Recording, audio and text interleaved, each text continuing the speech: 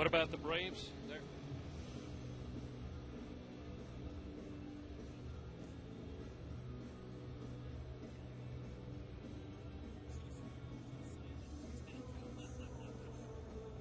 Have met at the home plate area for the exchange of the lineup cards, and we'll check them out. First of all, for the San Diego Padres, managed by Bud Black. The Padres 43-30. The lineup brought to you by Lauderdale Infiniti, the only Infiniti dealer on the east side of town. Gwynn, Eckstein, and Gonzalez at the top. Tony Gwynn in center leads it off. David Eckstein at second base bats number 2. Adrian Gonzalez will hit third and play at first base. Hairston, Headley, and Venable make up the middle third of the order. Scott Hairston in left field will bat number 4. Chase Headley, number 5 in the order, playing at third base. Will Venable, the right fielder, batting 6th. Then Hundley, Hairston, and Garland. Nick Hundley will do the catching, hitting 7th. Batting 8th, Jerry Hairston, the shortstop. John Garland is pitching and batting 9th for the Padres. Well, Josh Johnson has taken the Marlins out there on the field. We'll get caught up with that Marlins lineup. The Marlins 35-38. And the lineup brought to you by Holman Honda. When you think Honda, think Holman. Coughlin, Sanchez, and Ramirez at the top. Chris in left leads it off. Gabby Sanchez bats second, plays at first base. Hanley Ramirez, the shortstop, hits third. Then Cantu, Ugla, and Ross. Jorge Cantu at third base, number 4 in the order. Batting 5th, Dan Ugla, the second baseman. Hitting 6th, the center fielder, Cody Ross. Then Paulino, Stanton, and Johnson. Ronnie Paulino catching and hitting 7th. Batting 8th, the right fielder, Mike Stanton. On the mound, pitching, batting 9th, Josh Johnson. There you have the lineups. Yep. All right, Dave, thanks a lot. JJ looking for win number 9 here tonight. Comes in 8-2 with a 1.80 ERA. First time he faced the Padres this year. Complete game, 3-hitter, 12 strikeouts. JJ as hot as any pitcher in baseball right now. Looking at the Marlins back into the win column here tonight. Our first pitch brought to you by your new dealer, South Dade Toyota, who offers you a lifetime warranty when you buy any of the new Toyota vehicles. Visit the dealership or go to southdadetoyota.com for details. We're ready for baseball on a Saturday night in Miami. Here's the voice of the Marlins, Dave Van Horn.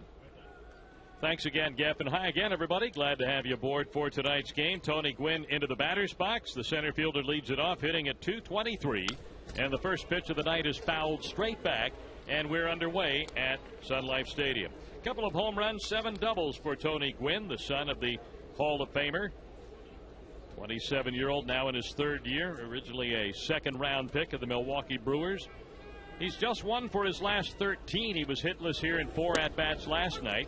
And Gwynn takes a called strike from Josh Johnson, who gets ahead 0-2.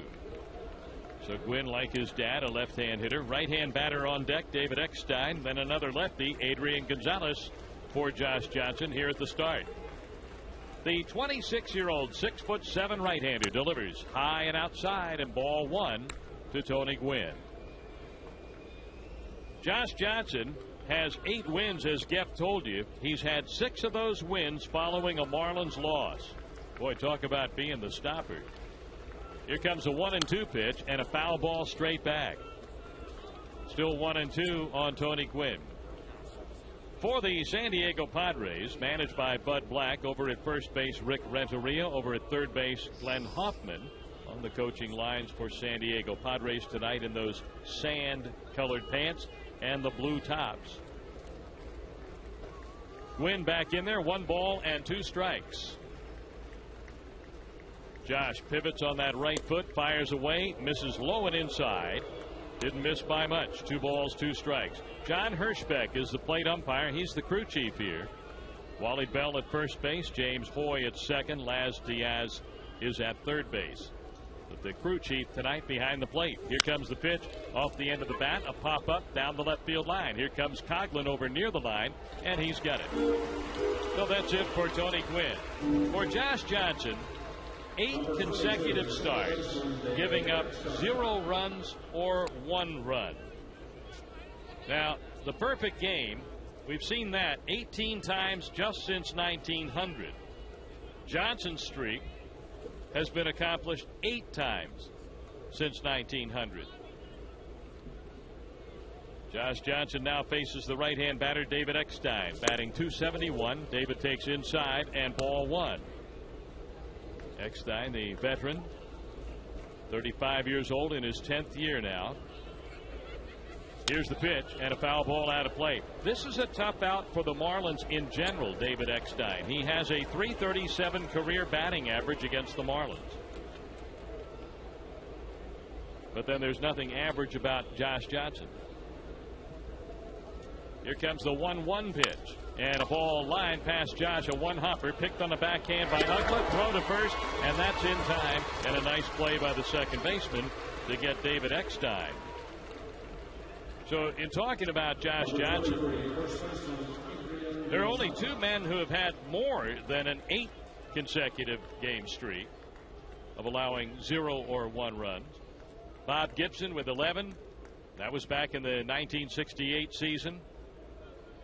Jack Combs with 10, and that was a century ago, 1910. Josh delivers the pitch. Swing and a miss. Josh's earned run average during this stretch, 0.63. He's 8-2. Overall, the pitch fouled straight back. And remarkably, Geff, he is 30-8 since returning from Tommy John surgery. Well, he's better than ever. And you saw it that very first start against the Dodgers when he came back in 2008. And you saw it last year. You see it even more dramatically this year. Josh delivers a pitch and a ground ball off the glove of Uggla, who slid on the grass going to his left trying to make a play, and it shoots through to the right fielder Mike Stanton. And Adrian Gonzalez has a hit with 2 outs here in the first inning, and Gonzalez adds to his .310 batting average. So Uggla with a valiant effort and had that ball just tip off his glove. So a base runner with 2 outs, and Scott Hairston, another right-hand batter, stepping in, hitting .226. Atop the National League leaderboard going into games today, Martin Prado leads the league at .330. 5th in the league, Adrian Gonzalez. The pitch, and it's a little bit low, and ball 1 to Scott Hairston. Scott Hairston, the younger of the 2 Hairston brothers in this lineup. Scott is 30 years old in his 6th year. He was 1 for 4 last night for the Padres against the Marlins. The pitch to Hairston, and that missed low. 2 balls, no strikes. Brother Jerry Hairston, 34 years old. So Josh Johnson working here with 2 outs in this first inning. And Scott Hairston waits for the pitch. Here it is. Hairston swings, and he pops it up to right. Uggla goes backpedaling. Coming in behind him, Stanton calls for it, and Stanton, the big right fielder, makes the catch. And that's all for the Padres. No runs ahead, a runner left, and we have completed a half inning of play with no score, and the Marlins coming up. You're listening to the Marlins Radio Network.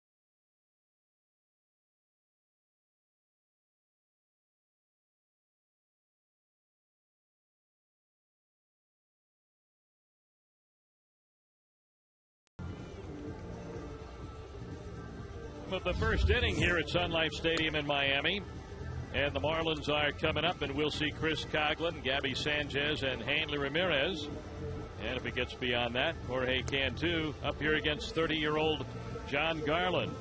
A native of Valencia, California, makes his home in Granada Hills.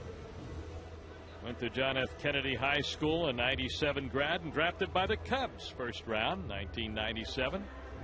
With the Padres now, he's 7-5, makes his 16th start, and he's got a very nice 3.26 earned run average. So John Garland tonight, 6'6", 11-year veteran on the hill for the San Diego Padres. 5 career starts against the Marlins and 3-1. Hairston, Gwynn, and Venable in the outfield left to right. Gonzalez, Eckstein, Hairston, and Headley across the infield first to third. Nick Hundley behind the plate to catch, sets the target. The first pitch in there called strike. Chris Coghlan hitting at .277. The Marlins left fielder having a terrific month of June, batting .384 for the month. Here's the pitch and a ground ball to the right side. Eckstein picks it up, throws to first for the out, and Coghlan has been retired. That'll bring Gabby Sanchez to the plate. So Garland last year was with the Diamondbacks, faced the Marlins a couple of times, picked up a win at Arizona, and won here in Miami in the Diamondbacks uniform. Back earlier this year, April 27th, here in Miami, Garland pitching for the Padres. Middle game of the 3-game series back then was a 4-1 winner over Anibal Sanchez.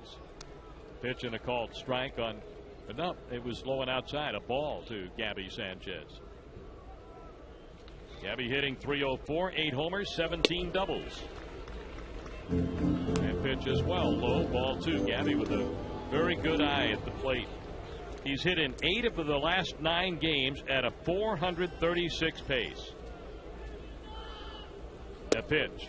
And there's a called strike. And like his teammate Chris Coghlan, Gabby's having a terrific month of June. Gabby Sanchez, a rookie, is batting .381 in the month of June with 4 homers, 4 doubles, and 2 triples. And he hits a ball through the left side. Another base hit for Gabby Sanchez. A 1-out hit for Gabby. That's going to bring Hanley Ramirez to the plate. I want to complete the thought on the ball game that Garland pitched on April 27th here in winning 4-1. That's the night the two teams combined to produce 25 strikeouts. Padre pitchers combined for 15. Marlins pitchers struck out 10. A 25 strikeout game won by Garland and the Padres, 4-1 over Anibal Sanchez. And Garland struck out 10 by himself that night. That was good enough to match his career high. He had struck out a total of 10 in his first 4 starts of the year before that night. Here's Garland's pitch to Hanley, and Hanley swings and lifts a high fly ball to right field. First ball hitting, he has popped one up to right for out number 2. And so Sanchez is still at first, Hanley is out, and Jorge Cantu will be the batter. No score here in the first inning in Miami, Padres and the Marlins. This copyrighted broadcast is presented by authority of the Florida Marlins LP and may not be reproduced or retransmitted in any form, and the accounts and descriptions of this game may not be disseminated without the express written consent of the Florida Marlins LP. Cantu hitting .263, 10 homers, 18 doubles. Jorge's knocked in 48. Garland out of the stretch. Sanchez the runner, and a called strike on Jorge Cantu. Into the games today, David Wright, the National League leader in RBIs with 59. Corey Hart at Milwaukee next with 55, along with Troy Glaus of the Braves. Ryan Howard moving up there. He's 1 behind Hart and Glaus. They've each driven in 55. Howard's at 44 going into the games today.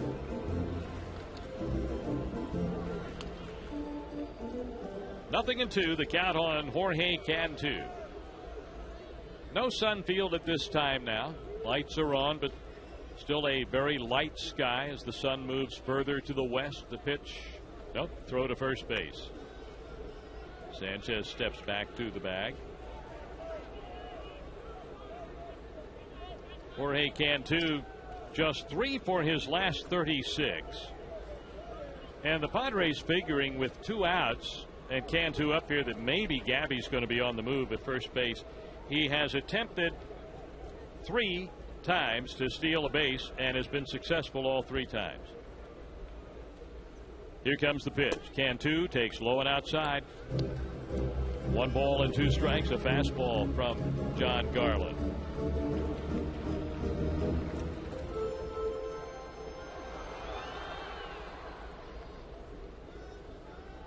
Over at first base, Adrian Gonzalez, a terrific glove over there, right on the bag to hold Sanchez, and another move to first base. Gabby back standing up. Brandon Hyde is coaching at first base for the Marlins tonight. We told you on the pregame show that Dave Collins resigned his position as first base and outfield coach for the Marlins in this his first year with the Marlins. So Brandon Hyde, who came to the major league level the other day when Edwin Rodriguez took over as interim manager to be bench coach, is out there at first base tonight. Pop foul out of play down the right side. Joe Espada coaches at third base for the Marlins. And you look down on the field now tonight as a result of all that has happened in the last week, and there is not a staff member, a uniformed staff member with the Marlins this year that was here last year.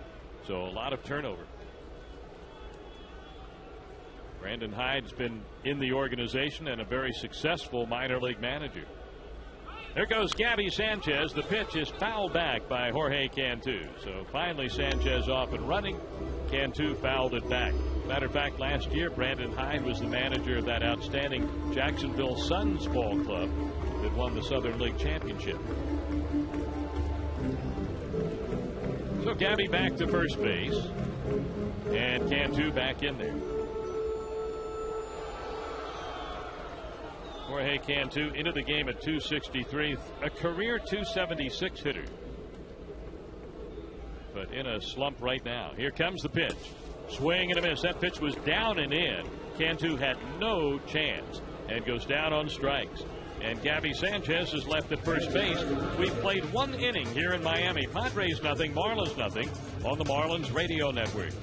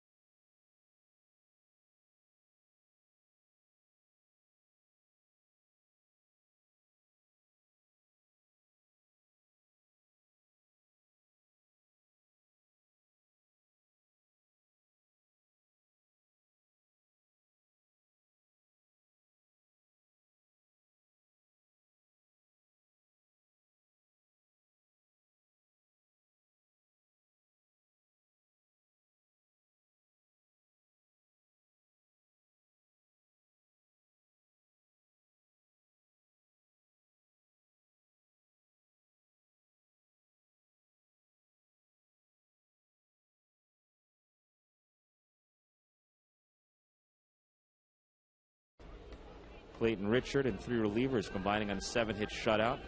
Will Venable, a 2-run home run in the 7th to get the scoring started. Venable on deck as we begin this second inning. Chase Headley is going to lead things off. Switch hitting third baseman, batting left-handed against Josh Johnson. Fastball in on the hands, just barely got a piece of it. Fouls it off the plate, strike 1. So Headley, Venable, and Nick Hundley, the catcher, coming up for the Padres here in the second inning. Headley last night 2 for 3 with a walk. He scored a run and stole a base. He had been in a 2 for 33 drought before that 2-hit performance. There's a slow grounder towards second. Big hop for Ugla, who throws him out. So the first man set down in the second by Johnson. Here comes Venable, whose 2-run home run in the seventh snapped that scoreless ball game last night. I want to get to our Preferred Care Partners tip of the night tonight. A good warm-up should last about 20 minutes. Start gently and finish at full pace. Always got to warm up before you exert yourself. And now you know how to do it. Here's Will Venable. And he takes strike one from Josh. Venable, left-handed hitter, begins the night at 243. 7 homers, 29 runs batted in. JJ, a very quick worker, ready to go. The 0-1. Foul tipped at the plate, 0-2. By the way, the Braves with a 1-run lead in the ninth inning, having a terrible time with their bullpen. Saito out, Eric O'Flaherty in. He walked a couple, including he walked one batter with the bases loaded. Now Peter Moylan's come in. Well, they can't put the Tigers away. It was 4-1 going to the ninth. Now a 4-3 game. 0-2 to Venable. Fastball taken high. We'll see the Braves on the next road trip. We go to San Juan after the game here against the Padres tomorrow. Play 3 in San Juan against the Mets. Then a day off Thursday and a 4th of July weekend series at Turner Field against the Braves. Fastball, swing and a miss. Venable down on strikes. That's the first punch out for Josh. For JJ, that's strikeout number 99 on the season in 101 2/3 innings. 2 down in the second for the catcher Nick Hundley. Well, what more can you say about the season Josh Johnson is having to this point? An 8-2 record, a 1.80 ERA. He makes start number 16 here tonight. Coming in, 100 innings pitched on the button, only 72 hits allowed. 22 runs, 20 earned. Hundley swings and misses at a 95-mile-per-hour fastball. Josh only 26 walks, 98, now 99 strikeouts. Opponents hitting just .201 against the big right-hander. Stares over the black glove for the sign. Now the 0-1. Ground ball foul past the third base coach, Glenn Hoffman. Glenn is Trevor Hoffman's older brother. Rick Renteria, an old Marlin. Coaches down line at first for the Padres.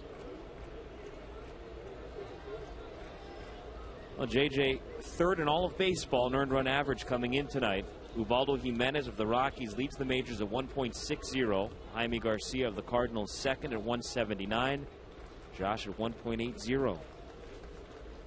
2-strike pitch to Hundley. Got him looking. Called strike 3. A fastball knee high over the outside black. And it's a 1-2-3 second for JJ. So the Padres go quietly. We've played an inning and a half tonight. No score. San Diego and the Marlins on the Marlins Radio Network.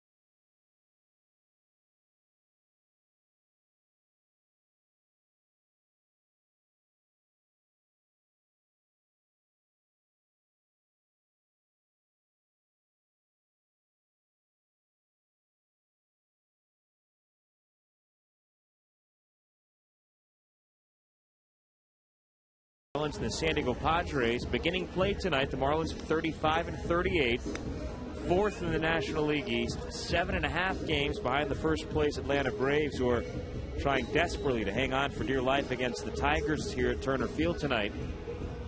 As for these Padres, well, they're 43-30. With their win last night, they matched their 2010 high water mark, climbing 13 games above 500. They begin play 2.5 ahead of the Giants, and 4 ahead of both the Rockies and the Dodgers in the National League West. San Diego, one of the great stories in baseball so far this season. Padres, who have enjoyed at least a share of first place every day but 3, beginning April 20th. Picked by many to finish 4th, by some to finish dead last in the National League West heading into this season.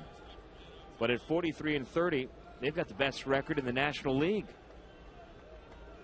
Winning on pitching and defense, scoring just enough. Dan Uggla stands in to lead off the Marlins second. Dan was 0 for 4 last night. Just 2 for 10 in his career against this right-hander John Garland, who kicks and delivers. Fastball, strike 1. Dan's a .260 overall, 14 home runs. He's driven in 41. But he's had a tough last month or so. Garland's 0-1, way outside. Defensively for the Padres tonight, Adrian Gonzalez at first base, David Eckstein's at second, Jerry Hairston Jr. the shortstop, Chase Headley's at third. The outfield left to right, Scott Hairston, Tony Gwynn, Will Venable. Pitch missed away to Uggla, and the count 2 balls and a strike. Nick Hundley behind the plate. Saw Yorvit Torrealba catch last night. Hundley and Torrealba share the catching duties for these Padres. Hundley catching John Garland, the right-hander, here tonight. 2-1 to Dan, swinging a foul tip at the plate. Count goes to 2-2. Between innings, a couple members of the grounds crew headed out to the home plate area, and they did some work on the area right behind home plate where the catcher and the umpire squat. They poured some of that Diamond Dry on the area, raked it around a little bit. Hope everything's okay down there now. John Garland looking for win number 8 here tonight. Comes in 7-5, a .326 earned run average, making start number 16. Pitches away, and Dan sticks the bat out there, just barely gets a piece to stay alive. Padres have lost 3 of John Garland's last 4 starts, but they're 9-6 overall, a .600 winning percentage when he pitches this year. He had gotten off to a real good start. He's cooled off lately. 2-2 to Uggla. Foul tip to the plate again. That one got a piece of the catcher, Hundley. He drops to a knee and pick himself up, dust himself off, and have a little bit of a laugh about it with Dan Uggla. Well, Garland, through the end of the month of May this year, was 6-2 with a .215 ERA. That was through his first 11 starts. Now, in the month of June, he's made 4 starts, a win, 3 losses, and a 6.38 ERA. Opponents hitting better than .300 against him this month. He did win his last time out, snapped a 3-game losing streak. Beat the Orioles 9-4 last Sunday at Petco Park in San Diego. Allowed 4 runs on 5 hits over 6. A couple of walks, 3 Ks. 2-2 again to Uggla, inside, ball 3. Cody Ross and Ronnie Paulino to follow here in the Marlins half of the second. No score tonight. Each side with a base hit apiece so far. Payoff pitch to Uggla, reaches out, hits one foul down the first base line. A couple of defensive swings in this at bat from Dan Uggla, who doesn't normally get cheated. You don't see him just fight pitches off very often just to stay alive. He's doing that here. Dan hitting just .216 in his last 32 games. His average has dropped from .295 to .260 in that stretch. Padres have had his number. Just 2 for 17 against San Diego pitching this year, though one of the hits was a home run. There's a foul tip at the plate. The catcher can't hang on, so we'll do the 3-2 again. Well, John Garland needed 13 pitches to get through the first inning. He's thrown 9 already to Dan Uggla in this at bat, leading off the second. 10th pitch of the battle coming up. Dan waits. Another 3-2, and Uggla grounds one past the pitcher and through into center field, a base hit. Good at bat for Dan Uggla. Fouled off pitch after pitch, fought some tough pitches off. And on the 10th pitch, he singles back through the middle. So the Marlins have the first man on here in the second for Cody Ross.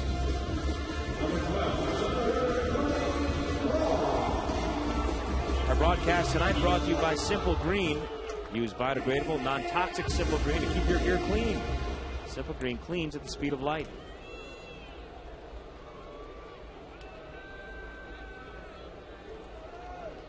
Well, the Braves did hang on. They've beaten the Tigers tonight 4-3. Cody, right-handed batter, and he takes a knee-high strike over the outside Black. John Garland, a big guy, 6'6", 210 pounds, 30 years old, signed a one-year free agent contract with the Padres this winter. Got an option on him for next year.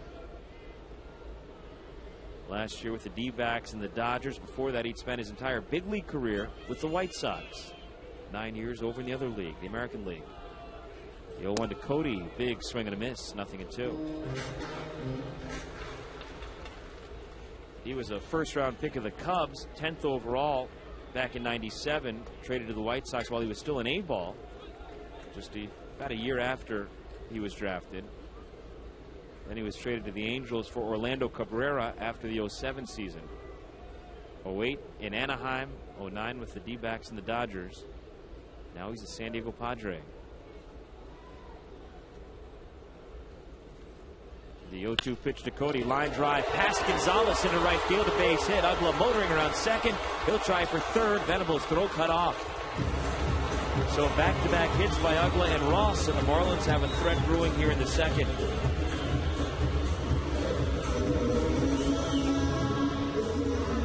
Men at the corners. Nobody out for the catcher, Ronnie Paulino.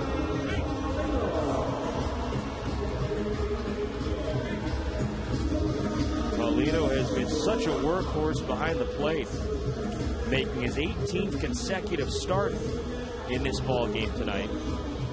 He started 23 of the last 24 games and 35 of the last 41 since John Baker went in the DL. And he just keeps hitting. Was 2 for 4 last night, has a season average at .312. 3 homers, 28 driven in, an RBI chance here. Garland's first pitch is outside, squirts out of the middle of the catcher Hundley, but he chases it toward the on-deck hitter Mike Stanton. No chance for anybody to move up.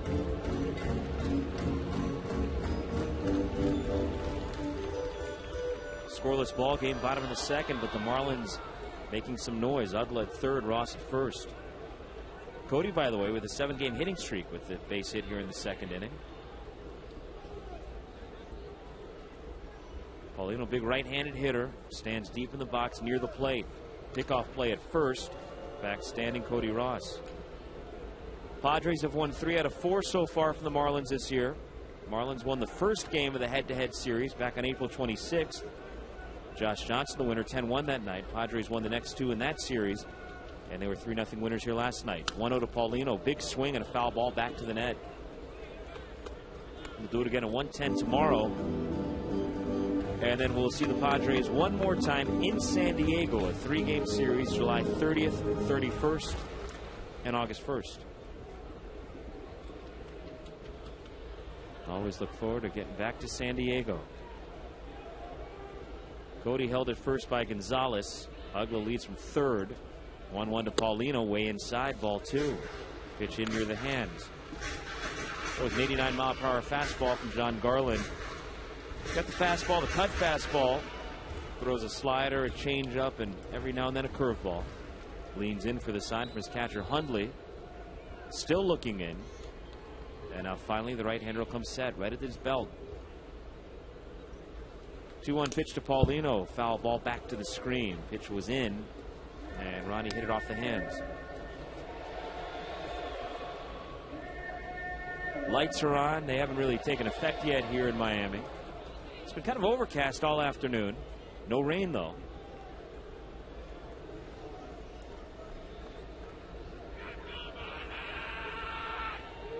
Garland ready. Now he bluffs to third, spins, and looks at first base. Nothing going on. Ronnie Paulino hitting .359 over his last 11 games. Batting with men at the corners. Nobody out here in the second. Scoreless ball game. Garland stares in. Now sets. 2-2 on the way, and Paulino takes outside and low. The count's full. We saw a couple of very quick workers on the mound last night. Clayton Richard for the Padres. He mentored under Mark Burley with the White Sox. That's why he worked so quickly. Chris Volstad, quick worker for the Marlins. Josh Johnson tonight, a very quick worker. John Garland over the years has not been a fast worker. He was a longtime teammate of Mark Burley's too at the White Sox. Particularly with men on base, though, he really slows things down. 3-2. Paulino lifts one in the air into shallow right. Out goes the first baseman Gonzalez into foul ground. Makes the catch. Runners have to hold up. So an unproductive out for Ronnie Paulino. The first out here in the second. Now Mike Stanton coming up. Padres will look for double play to get out of the inning.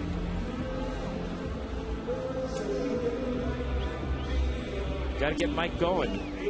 Everybody's been so impressed with the work ethic, with the at-bats he's been turning in.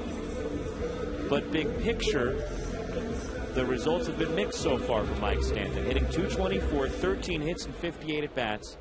A double, a triple, a home run, and 9 RBIs. Making his 16th Major League start here tonight.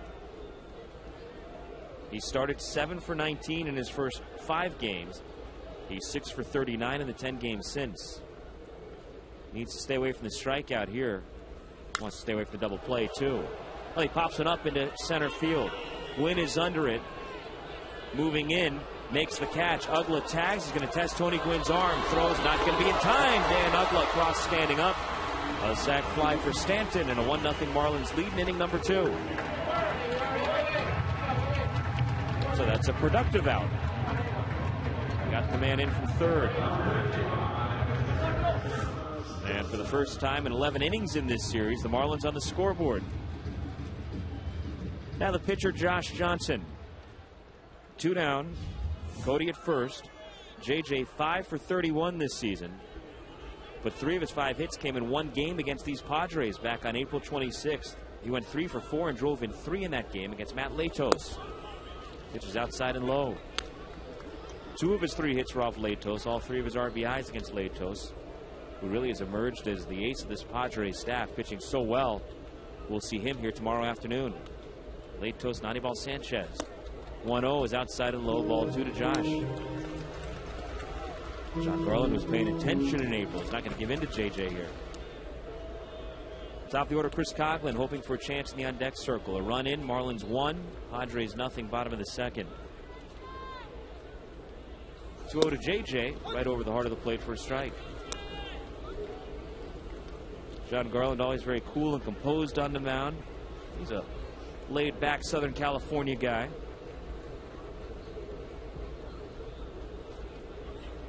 2-1 to Johnson, foul tipped at the plate. When he was with the White Sox, there were those who said maybe he's a little too laid back, too nice a guy. They wanted to see a mean streak from John Garland every now and then. They wanted to see a little Kevin Brown or a little Randy Johnson from this right-hander. He fits in nicely with those cool Pacific breezes in San Diego. 2-2 to JJ, chopped back over the mound, charged by Eckstein. His play to first is going to be in time, just ahead of Johnson. And the sides retire. But the Marlins get a run on 2 hits. They leave a man. We go to the third. The Marlins have their first lead in this series. It's 1-0 Marlins on the Marlins Radio Network.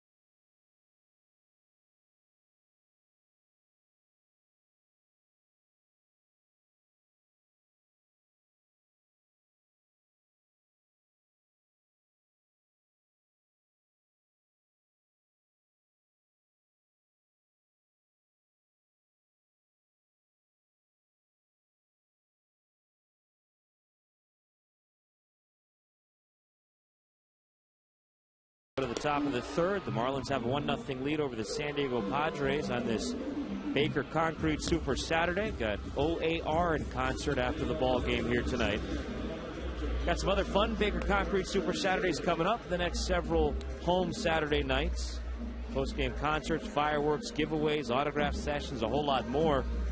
Some of those upcoming concerts include Hector Acosta, El Torito on July 17th. And Diddy on July 24th. Did he say Diddy? Yes, he did. Sean Combs coming to Miami, huh? How about that? Get your tickets now, 1-877-MARLINS, or online at marlins.com.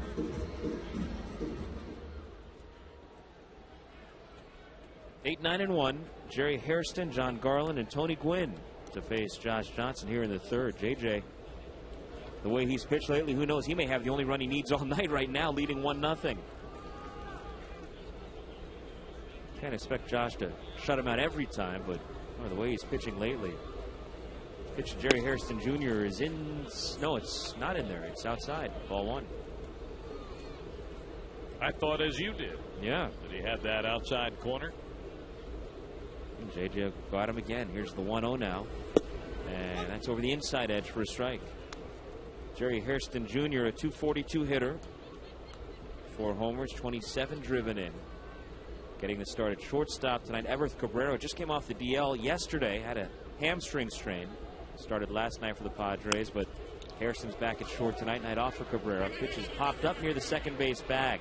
Hanley takes charge and standing right on that bag makes the catch. So 5 in a row set down by Josh. 2-out single by Adrian Gonzalez in the first. 1 out for the pitcher, John Garland. I'm talking about this remarkable run that JJ has been on. His last 8 starts, 5-1, a 0.63 ERA. He's allowed 1 run or no runs each of his last 8 times out. He's gotten at least 6 innings in every one of those starts. 7 or more in 7 of the 8. As Garland takes a fastball for a strike. Only 2 pitchers since 1900 have gone more than 8 starts in a row, allowing 1 run or no runs. Swing and a miss by Garland, and the count's 0-2. Jack Coombs, the pride of Colby College for the Philadelphia Athletics. He had 10 such starts in succession back in 1910. Remember that? Ground ball foul off to the left. Coombs that year, by the way,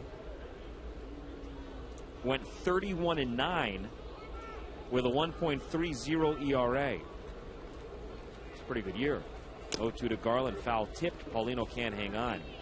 He made 38 starts and 7 relief appearances in that 1910 season for the Philadelphia A's. He threw 35 complete games in his 38 starts, 13 shutouts. Jack Coombs worked 353 innings that year.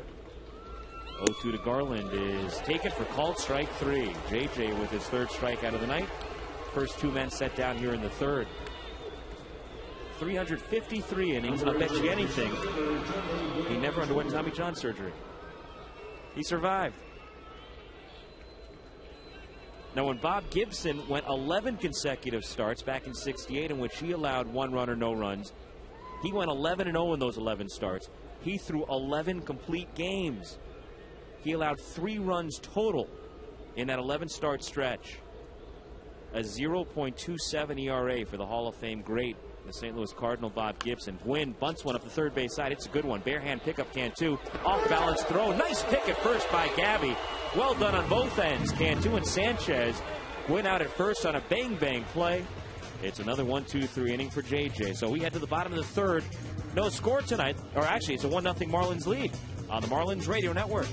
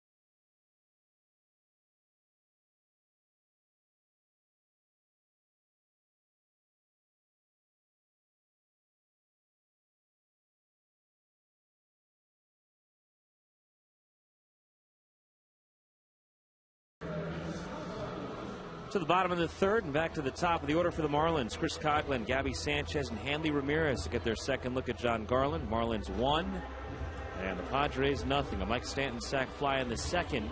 Good for the only run in this ball game so far. Chris Coghlan, a ground ball to the second baseman Eckstein, leading off the Marlins first. Chris hitting .368 in his last 28 games, up from .210 to .276 right up to the minute. Headley in close third. Coghlan takes strike one over the inside edge. Chris out of the leadoff spot. Gabby Sanchez out of the 2-hole. They've both been red hot here in the month of June. The heart of the order, hot and cold. 0-1 is inside. Cogs spins out of the way. Hanley's had some very good games. His numbers on the rise of late. It's been a tough go-over lately for Jorge Cantu and Dan Ugla. So Coghlan and Gabby have been on base a lot. Been left there a lot, though. 1-1 pitch is over the inside corner, called strike. Coghlan spun out of the way again and thought maybe the pitch was even up a little bit. But this month, the month of June, has been statistically the Marlins' best offensive month of the season so far. And a big part of that, the success of Coghlan and Sanchez at the top of the lineup. There's ball 2 missing away. The Marlins have hit for a higher average this month than in any month this season. Better than April or May. Their OBP, their slugging percentage, their runs per game, all season highs. Coghlan fouls one to the third base side of the screen. 2-2. Marlins have stolen more bases this month than in any month so far this season. They're nearly perfect, 24-25 in the stolen base department.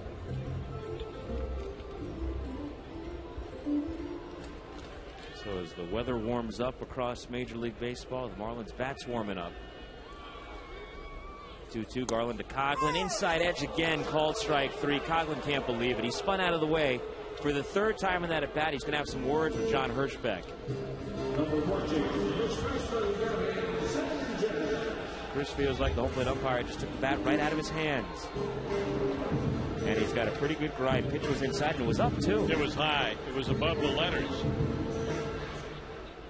You know, last night was the first time in 9 games that Coghlan and Sanchez did not have at least one hit between them. Here's Gabby, who made up for that with a single in the first inning here tonight. Takes strike 1. The two of them have been red hot. And if you can really get Hanley on fire and Cantu and Ugla producing the way they normally do, you have something pretty good going right there. There's a ball, 1-1 to Sanchez. Really get this offense clicking when the table setters are getting on, as well as Coghlan and Sanchez have been. Garland's 1-1. Gabby takes too far inside. Gabby singled through the hole between short and third back in inning number 1. The old Padre Tony Gwynn used to call it the 5.5 hole, between the 5-man, the third baseman, and the 6-man, the shortstop. He made a living hitting balls through that 5.5 hole. There's a strike called outside edge to Gabby. Gabby looked back at John Hirschbeck. Tony used to have a 5.5 hole on the tongue of his baseball shoes. 2-2 to Sanchez in the air, right side, slicing out of play. Not all of his 3,141 hits went between short and third, but it sure seemed like a lot of them did. Mr. Padre. Tony went into the Hall of Fame in 2007 with Cal Ripken. What a class that was. He was immortalized by a statue in the outfield of Petco Park in San Diego. There's called strike 3 to Sanchez. He thought the pitch might have been a little bit low, lingered at home plate a little bit. Back-to-back called third strikes. Neither one meeting with the approval of the Marlins hitter. 2 quick outs here in the third for Garland. Hanley Ramirez coming up with the bases empty. That pitch to Gabby was a strike.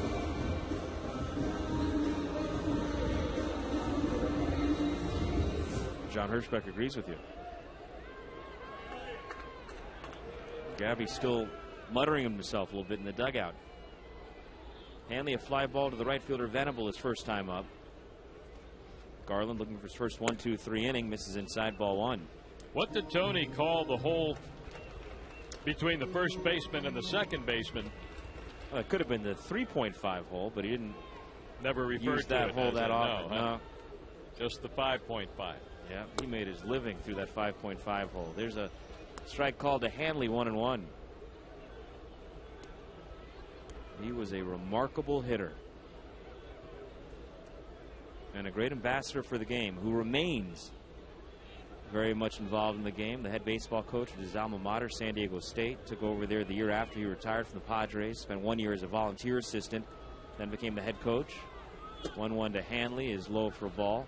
He replaced Jim Dietz, who had been at San Diego State for decades. He coached Tony at San Diego State. Coached Bud Black, the manager of the Padres, when he was at San Diego State. Mark Grace played for him at San Diego State. Tony had Steven Strasburg on Montezuma Mesa, coaching at San Diego State up until last year. Had his son, Tony Jr., pitches low for a ball to Ramirez.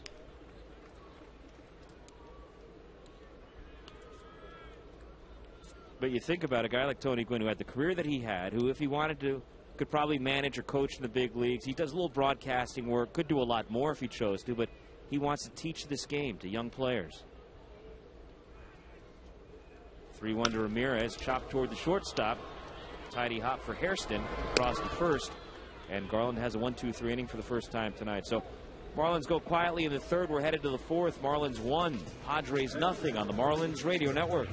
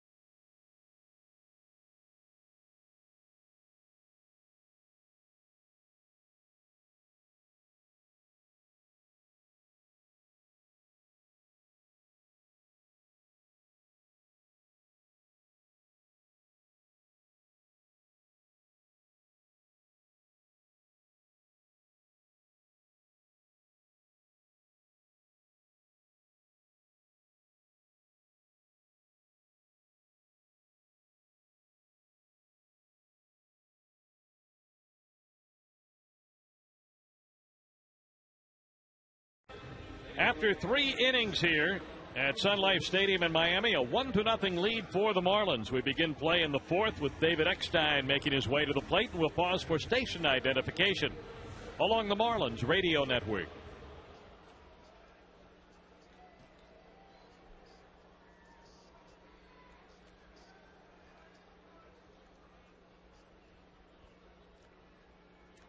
Dave Van Horn along with Glenn Geffner. Here's David Eckstein to lead it off for the Padres in the fourth. He's 0 for 1. Josh Johnson deals. Eckstein hits a line drive, one hopper, picked up by Ugla and thrown toward first base. He got it there, but not in time.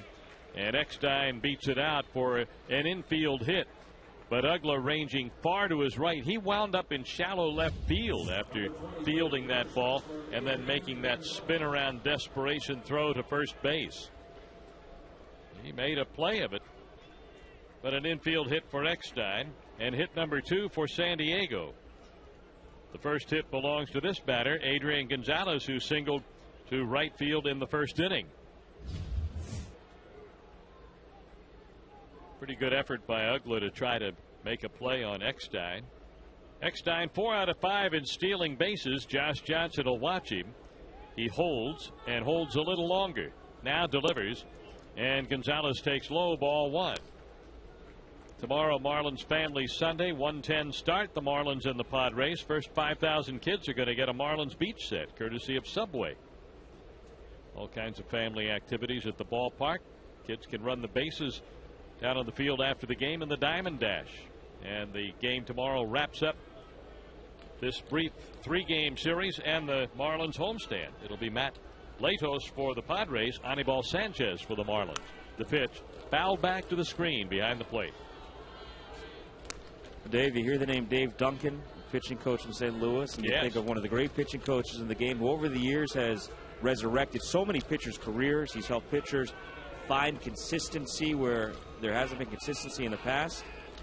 He may be on the verge of his greatest test yet.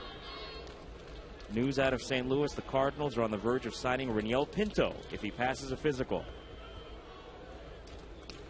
That is news. Pinto was designated for assignment and then released by the Marlins. He's expected to go to AAA Memphis.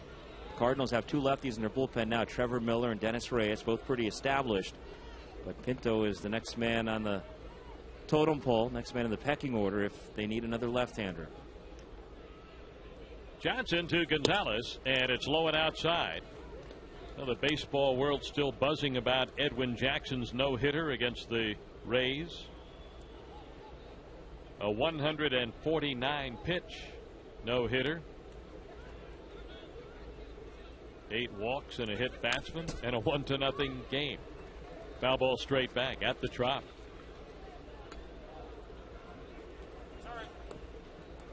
Two balls, 2 strikes to Adrian Gonzalez.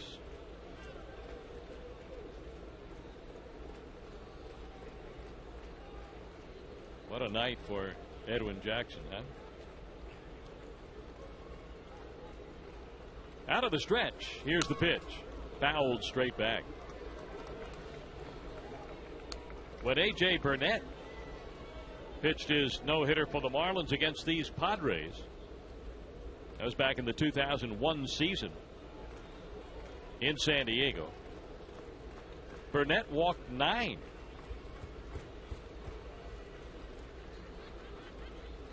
There's a throw to first base.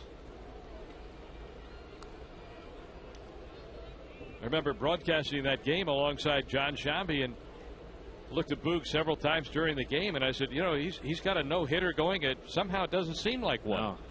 That was a strange night of baseball. Yeah, every time we looked up, there was somebody on base. Here's the 2-2 pitch, and it's fouled at the plate by Adrian Gonzalez. And I would imagine in 1965, the Reds broadcasters probably felt the same way when they watched Jim Maloney's no-hitter at Chicago against the Cubs. He walked 10. 2-2 the count on Adrian Gonzalez. And the pitch. A swing here and a ball driven down the right side. This is trouble toward the corner, and it's in there, a fair ball. Digging for third is Eckstein. He's been waved at third base by Glenn Hoffman. He will score, and this game is tied on a double by Adrian Gonzalez. We're tied at 1 in the 4th. Gonzalez with his 19th double and his second hit. They've had 3. Gonzalez has 2, and that one ties this game at 1. Here's Scott Hairston. Well, you've got Josh Hamilton, the hottest hitter in all of baseball now in Texas, but Adrian Gonzalez is right on his heels. What a tear he's been on this entire month of June. One of the great players in the game, really beginning to get his due across the country. Always talked about around the trading deadline. Hopefully, Padres can figure out a way to keep him in San Diego a long time. Gonzalez batting over 400 here in the month of June, and that was his 21st run batted in of the month. Josh Johnson delivers. Foul ball straight back off the bat of Scott Hairston. And speaking of Josh Hamilton, he extended his hitting streak to 20 games this afternoon. And now he's batting 494 for the month of June. Josh Hamilton of the Rangers. 0-1 on Hairston. The pitch. Swing and a miss. 0-2 on Hairston. Chase Headley, the Padre third baseman, is on deck. Just check that A.J. Burnett no-hitter. He only threw 129 pitches. 20 pitches fewer than Jackson last night. Only. He walked 9, hit a man. Won that game 3-0. Here's the 0-2 pitch. And strike 3 call. Hairston called out on strikes. Gonzalez remains at second base. And that strikeout is number 4 for Josh Johnson. Tied up here at 1 with John Garland and the Padres. Chase Headley 0 for 1. He grounded out to Dan Uggla in the second inning. If you're traveling this season, you could take the Marlins or Padres, your favorite team, with you. The pitch is outside and the ball. Subscribe to MLB.tv. See all the games live or on demand on your computer. Visit Marlins.com to order. Get more details. MLB.tv. Baseball everywhere. Pitch is low. And that's 2 balls and no strikes to Chase Headley.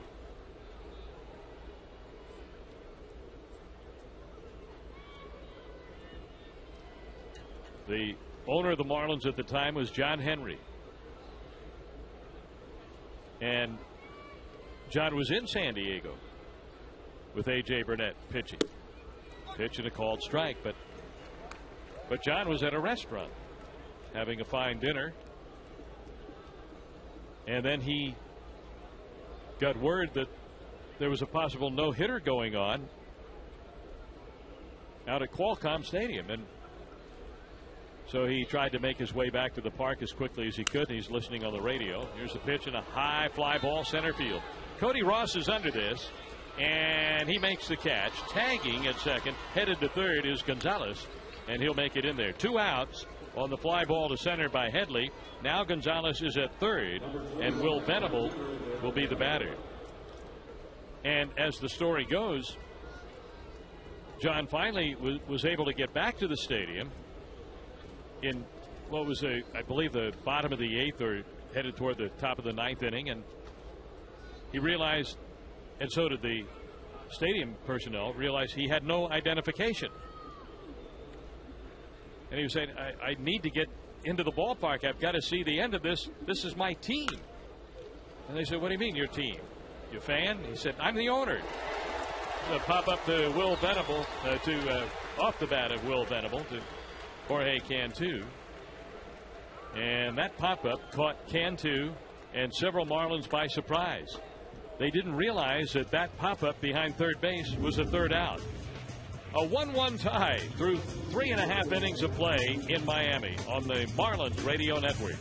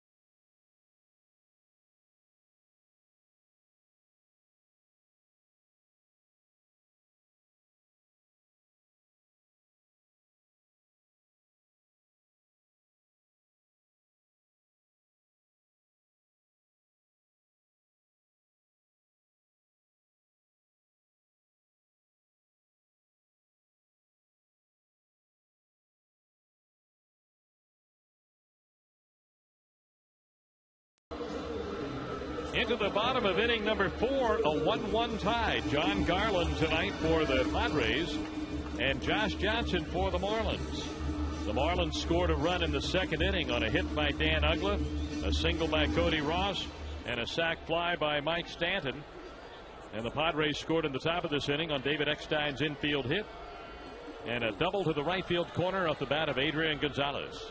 Now here we are in the bottom of the 4th inning, and Jorge Cantu, who struck out his first time up, bats, and the pitch.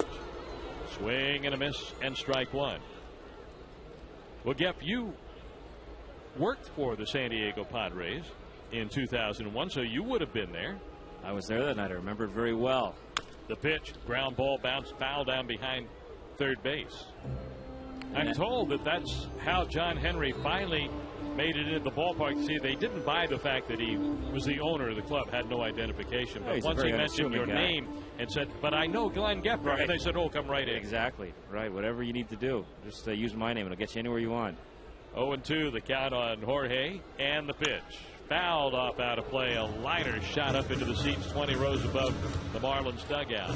Well, I'm looking at the box score from that night, Dave, and Tony Gwynn was not in the lineup that night when that no-hitter was thrown against the Padres. Ricky Henderson was, though. He was the leadoff hitter for the Padres that night. Hall of Famer. Here's the 0-2, and a ball bounced to the left side. To his left, Hairston gets it, throws to first for the out. Jerry Hairston, that is. Cantu retired 6-3. And Dan Uggla will bat. Some interesting names in that Padres lineup that night. Mark Kotsay, a former #1 pick of the Marlins. A lot of guys with Marlins connections. Dave Magadan, who was a Marlin all the way back in the inaugural season. Now the Red Sox hitting coach. Alex Arias, who also was a Marlin very early on in this franchise's history. One time was the all-time pinch hit leader for this franchise, too. Wes Helms broke that record. The pitch, and it's in there, and a called strike on Dan Uggla. Singled in the second, leading off the inning, and scored the Marlins run. Garland's pitch. Uggla hits it foul over to the Marlins dugout. So A.J. that night threw 129 pitches, 65 of them for strikes. So basically a 1-to-1 ratio of balls and strikes, and he threw a no-hitter. That's what you call being effectively wild, right? And he was. And still is. He threw a wild pitch on top of everything else. 0-2 on Dan Uggla. Cody Ross on deck. Garland working, and Uggla pulls one foul, this time to the Padre dugout.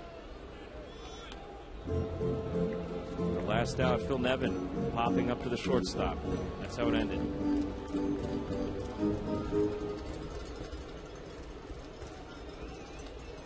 Seven in a row retired by John Garland. The pitch. And that's low. A check swing by Uggla. Plate umpire asks for help. Wally Bell at first base said no swing. 1 ball and 2 strikes.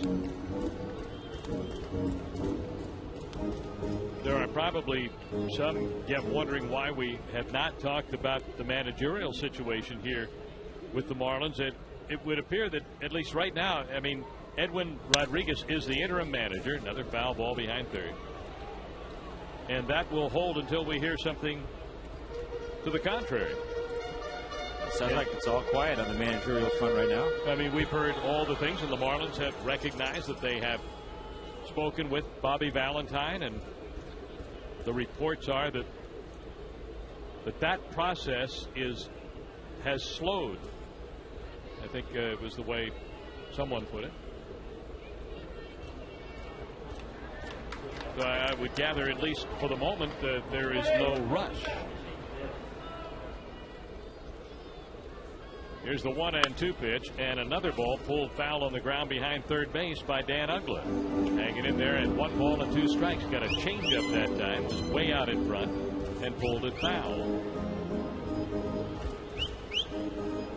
I'll tell you what, I think this team is going to miss Dave Collins, who you mentioned earlier resigned today. Dave, in a short time, made a tremendous impact around here. The pitch, and that's up high. He worked so hard with all of the players on bunting skills, the little game, moving runners over, not just with the bunt, but using the bunt as a weapon to get a hit or to move runners, and outfield play. He challenged these guys to think about what they're doing on the field every day also. He would ask questions. He would pick their brains. He'd really make those wheels turn with guys. He challenged them in a terrific way that you saw people growing before your eyes.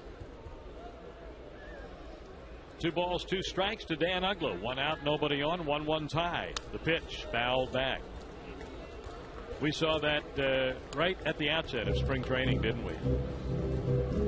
It was really interesting and an education for all, no matter how long one has been around this game, to listen to Dave Collins talk to the players about the various aspects of the game as it is played at the major league level. He's a guy who learned how to play the game from some greats with the Reds, played on some other teams over the years. 2-2 pitch. Ugla pulls this fair to third. Up with it, Headley fires to first, and Ugla is out after a long battle. I told him after watching him on that mini diamond, the half diamond in Jupiter, to teach bunting one day. I thought I got my PhD in bunting just listening for 15, 20 minutes. I had experienced baseball people around the camp, and I know you did too, this spring, after listening to Dave Collins talking various aspects of the game, saying, you know something, I've heard things that I've never heard before, and I've learned some things that I had never learned before in baseball. Here's the pitch, and Cody swings, misses, strike one. Cody singled in the second. He's batting here with 2 outs, none on. Our broadcast brought to you in part by Geico. 15 minutes could save you 15% on car insurance. And by Lauderdale Infinity, the only Infinity dealer on the east side of town. They each share motivational thoughts with players every day. Ground ball left side, picked up by Hairston, thrown to first for the out. 3 ground ball outs, and 9 in a row have been retired by John Garland. Padres 1, Marlins 1 through 4 on the Marlins Radio Network.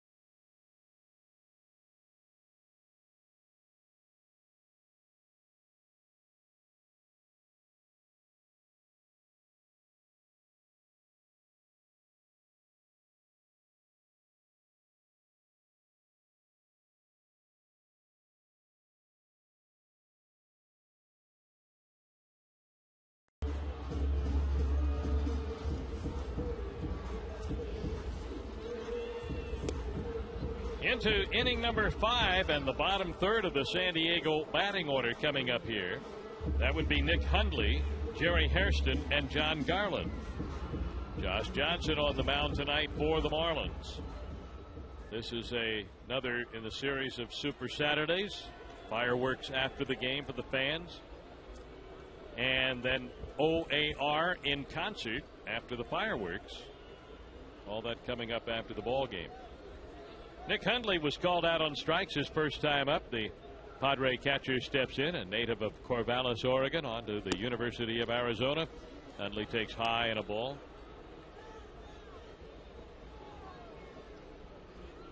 His dad, Tim, a member of the UCLA football coaching staff. Foul ball back. 1 ball, 1 strike to Nick Hundley. All right-hand hitters here in the bottom part of the order. Hundley, Hairston, and Garland. Marlins scored first, a run in the second, driven in by Mike Stanton's sac fly. Adrian Gonzalez with an RBI double in the 4th inning, and here we are in the 5th, tied at 1. A ball and 2 strikes on that foul ball. And Josh Johnson has 4 strikeouts. Hasn't walked a soul. Now has 102 strikeouts and 104 innings this season. Here's a high pop-up foul. off into the seats just behind the Marlins dugout, and the fans in the seats there. Two buddies came to the game, got front row seats, and they're both fighting for the ball. And you know what happened? They knocked the ball onto the dugout roof and down onto the field. The ball boy went and picked it up. Did he toss it to them? No. He threw it about 8 rows back into the seats. 1-2 pitch. Missed inside. Guy tried to catch it with that inflatable fist he was given when he walked in here tonight. Tough to do.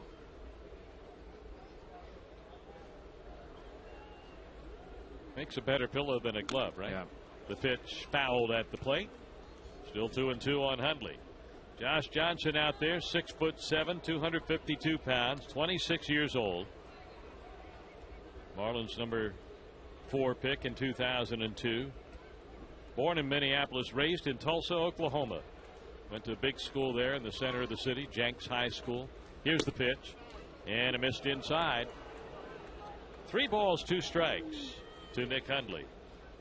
And Josh, since coming back from Tommy John surgery and returning to the rotation in 2008, the pitch swung on, missed, and Hundley is down on strikes. Strikeout number 5 for Josh. His strikeout rate has gone up each season. His walk rate has gone down each season. His home run rate has gone down each season. He's only allowed 4 home runs this season in 104 1/3 innings, and 16 starts so far into this one tonight. The pitch, and a called strike. And if you're wondering about it, in this ballpark, which is really a pitcher's park, you pitch effectively in this park, you should succeed. He's only allowed 1 home run in this park. The pitch, and a ball driven out toward right center, toward the gap, racing over Stanton, lays out, can't get it. Cody Ross backs up the play in deep right center. Racing around second, headed to third is Hairston, and he slides in safely there. A 3-base hit to the gap in right center, and it's triple number 2 on the year for Jerry Hairston.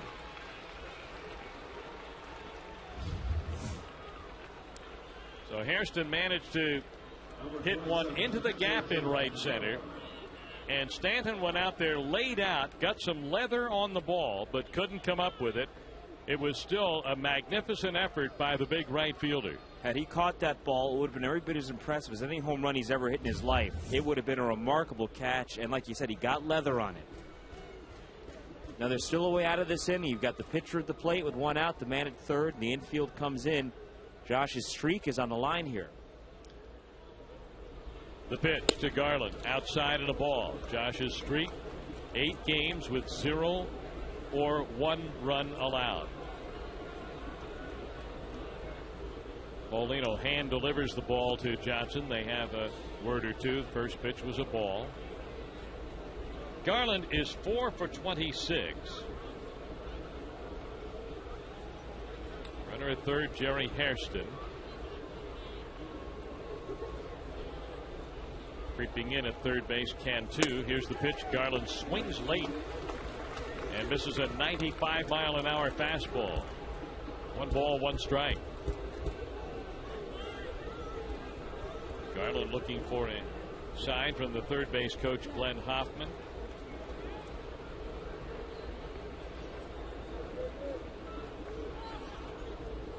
The right-hand hitting pitcher for the Padres right back in there.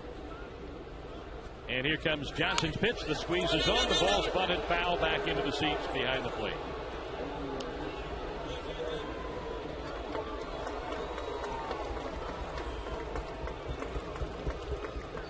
Hairston heads back to third base. Garland popped it up.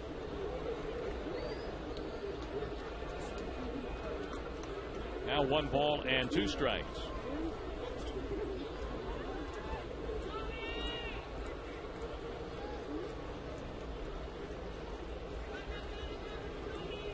Marlins right in on the inner diamond grass. Here's the pitch to Garland.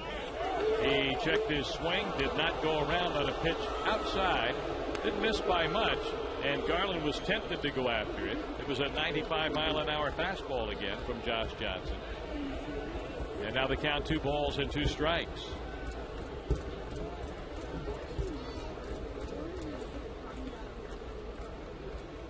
Josh holds the ball behind his back when he leans in to get the sign. Now straightens, now delivers, and a foul ball straight back. Garland got a piece of that, and that was up there at 95 miles per hour. John Garland, who was signed by the Cubs, never pitched for the Cubs, pitched in their organization, but not for the Chicago Cubs. Went to the White Sox in 1998, his second year of pro ball. Grew up in their organization. Pitch low and outside to Garland. Garland, a mainstay in their rotation through the early part of the decade. Two-time 18-game winner, 05 and 06. Garland waits for the pitch. Here's the 3-2, and it's poked into the air down the right field line. Racing over toward foul ground. Stanton reaches out. Stanton tumbles almost into the bullpen, makes the catch, but tagging up there at third base and scoring run number 2 is Jerry Hairston. Mike Stanton elected to make the catch, and it cost Josh Johnson a run, his second run, and the Padres lead 2-1. And that's one of those circumstances where you ask yourself, do you catch that ball or not? In foul territory, you've got the pitcher at the plate, 2 strikes against him. Josh Johnson at the mound. You want to strike this guy out, get that second out, leave that man at third base. I'll bet you if you had it all to do over again, Stanton wouldn't have caught that ball. Caught the ball. And I think he's already thinking about it. Should I have done that? You don't see situations like that often, but that was a prime example where you're better off not catching that ball. The pitch grounded to the left side by Tony Gwynn. Up with it at third base, Jorge Cantu. The throw to first for the out. And the side is retired. That out goes 5-3. So Garland gets credit for a sac fly. The foul ball down the right field line cost Josh Johnson a run and the lead. 2-1 Padres midway in the 5th on the Marlins Radio Network.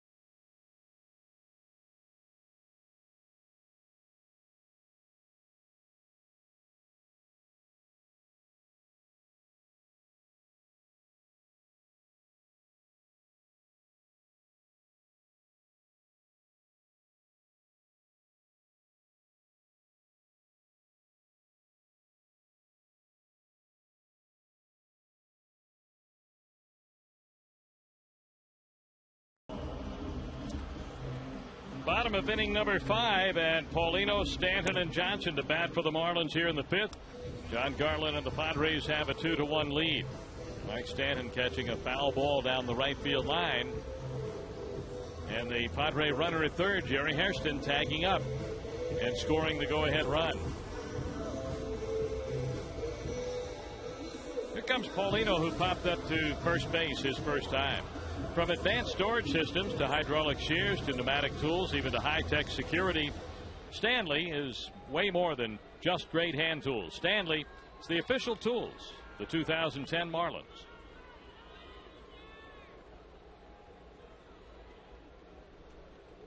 Bottom of inning number 5. The Marlins did their scoring in the second inning on hits by Uggla and Ross and a sac fly by Mike Stanton. Pitch to Ronnie Paulino, low, ball one. John Garland, who beat Baltimore last Sunday, leading here. The pitch, check swing. Paulino went around, a strike. Garland tonight looks for his 8th win, and Josh Johnson looking for his 9th.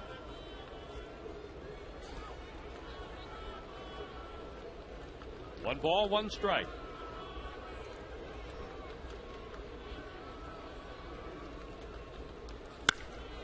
Paulino puts a charge into one to center field. Going back, Wynn reaches up, makes the catch. One down. A lot of outfield to cover here. An expansive center field, a tricky corner in deep left center, deep 404-foot corner in deepest right center. We've got a lot of acres to cover out there. One down. Mike Stanton, the batter, hit the sac fly in the second.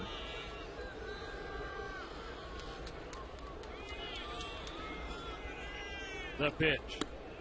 And it's there for a strike. Or, yeah, it was.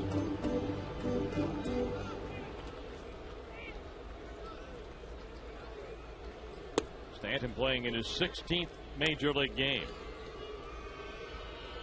One ball and one strike.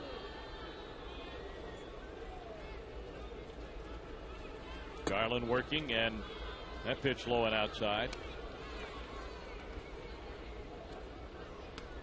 Stanton for 4 years in the minors. 323 minor league games. Here's the pitch. Called strike. He started this year at Jacksonville and batted .311 with 21 homers and 52 batted in. 20-year-old takes strike 3.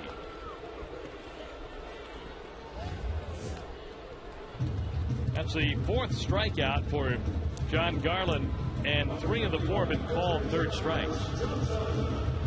Stanton, who has a good eye at the plate, thinking that ball was off the outside edge. Maybe a little bit low, but certainly off the outer edge. But Garland got the call. The pitch, and there's a strike on Josh Johnson. Josh now down a run. 2-1 Padres here in the 5th inning. The 0-1 pitch. That's low and outside. The 5th inning of this and every Marlins broadcast is brought to you by Subway. Play hard, eat fresh at Subway. 1-1. Garland works, and that's popped up out into left field. Hairston started back, now comes in a few steps and puts it away, and Garland takes care of the bottom third of the Marlins order. 1-2-3. We'll go to the 6th inning of play. Padres 2, Marlins 1 on the Marlins Radio Network.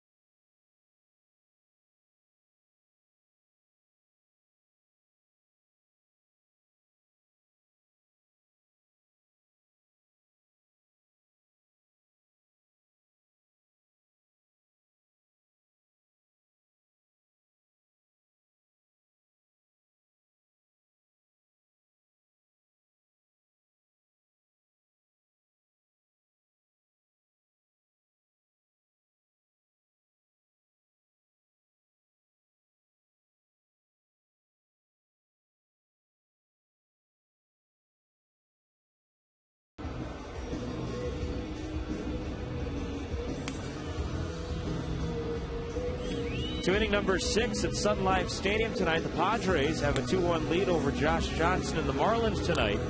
For JJ through 5, he's given up 2 runs on 4 hits. Hasn't walked anybody. He struck out 5. Josh has thrown 67 pitches so far tonight. 50 of them for strikes. He had a 1-0 lead into the 4th. A leadoff hit by David Eckstein. Adrian Gonzalez doubled him home. Then in the 5th, the tie-breaking run scored after a 1-out triple by Jerry Hairston Jr. John Garland, the pitcher at the plate, 2 strikes against him. Hit a foul fly ball down the right field line right over near the Marlins bullpen. Mike Stanton reached into that bullpen to make the catch. Hairston tagged and scored from third. Little looping fly ball into center. That's the second hit of the night for David Eckstein as we get things started here in the 6th inning. Eckstein, who came into this game hitting .337 all-time against the Marlins, 2 for 3 in this one. He's at first for Adrian Gonzalez. And that foul ball off the bat of Garland, one of those balls that Mike Stanton probably would have been better off not catching. Give JJ a chance to strike the pitcher out. Now, who's to say that Garland wouldn't have gotten a hit? You don't know that for sure, but the percentages would dictate that JJ's going to probably get him out there. Gonzalez, 2 for 2 tonight, a single and an RBI double. And this time a little tapper foul behind the plate, strike 1. 2 runs on 5 hits for the Padres. 1 run on 3 hits for the Marlins. Neither team has made an error. Both sides have left a pair so far. Second consecutive pitchers duel between these two clubs. JJ's 0-1, swing and a miss, and a fastball at 94. Padres, who lead the majors with a 3.03 team ERA, at or near the top of baseball in virtually every single pitching category. Marlins team ERA at 4.11 coming in tonight. JJ leading the way at 1.80 into this start. Shift on against Gonzalez. Pitch on the way. Goes the other way. Drives one toward the left field corner, but it's slicing foul into the seats up above the Padres bullpen. Mentioned it last night. As hot as Adrian Gonzalez has been, the key, he says, is that he's been taking pitches away to the opposite field as he did there. Rather than trying to pull everything, he's taking what pitchers give him. That's why he's been so hot. Pickoff play at first. Dive back to the bag by Eckstein.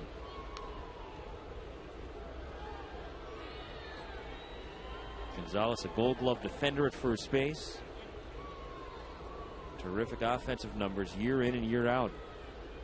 JJ with the 0-2 coming, and Adrian fights it off. Fouls out of play down the left field line.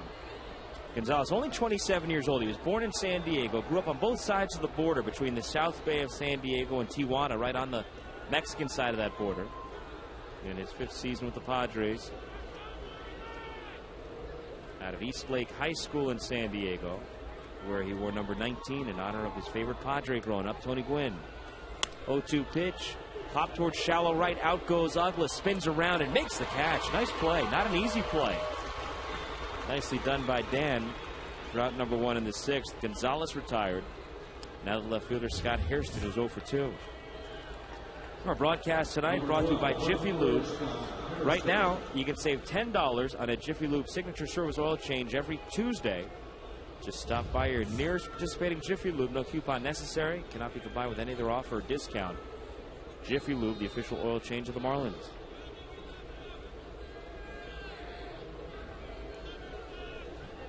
Padres with 5 hits. 4 of them by Eckstein and Gonzalez, each with a pair. Throw again to first. Eckstein dives back. David Eckstein, 4 stolen bases this year. He's been caught once. Padres as a team second to only the Mets in the National League, having stolen 67 bags. But they've been caught 25 times, most in the National League.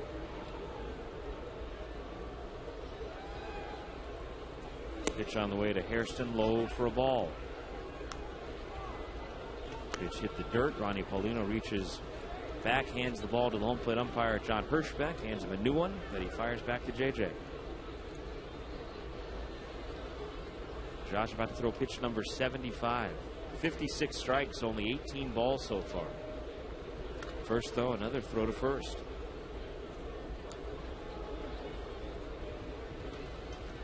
Scott Hairston turned 30 a month ago yesterday, May 25th, in his second tour with the Padres. Began last season in San Diego, was traded to the A's on July 5th. Swing and a miss by Hairston. It's 1-1. JJ blew a fastball past him at 95, tailing away. Hairston reacquired by the Padres, the deal that sent third baseman Kevin Kuzman off to Oakland this past January. Hairston's played with the D-backs, the Padres, the A's, now the Padres again. He's in his 7th big league season. Johnson's 1-1 to him. Swing and a miss. Another fastball up. It's 1-2.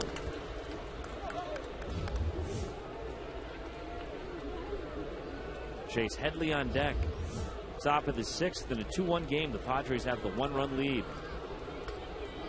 They've got that terrific bullpen on deck. See how far Garland gets him tonight. Here's the pitch on 1-2 outside and low. JJ tried the changeup, and Hairston laid off. Josh, the fastball, the slider, and the changeup. Fastball usually 94 to 97. That slider, very high 80s or even up to 90, 91 at times. That last changeup we saw at 84 miles per hour.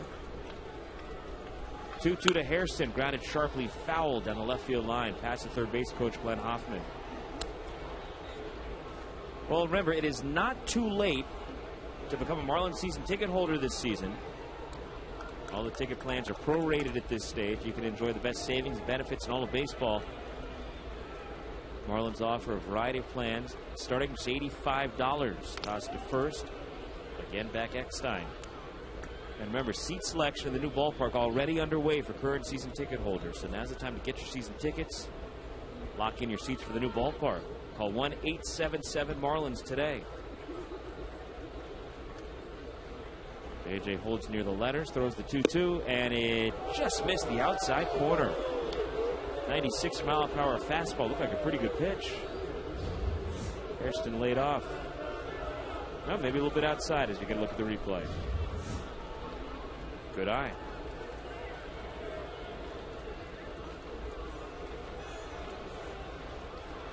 Here's the payoff pitch. Eckstein runs, pitches outside, ball 4.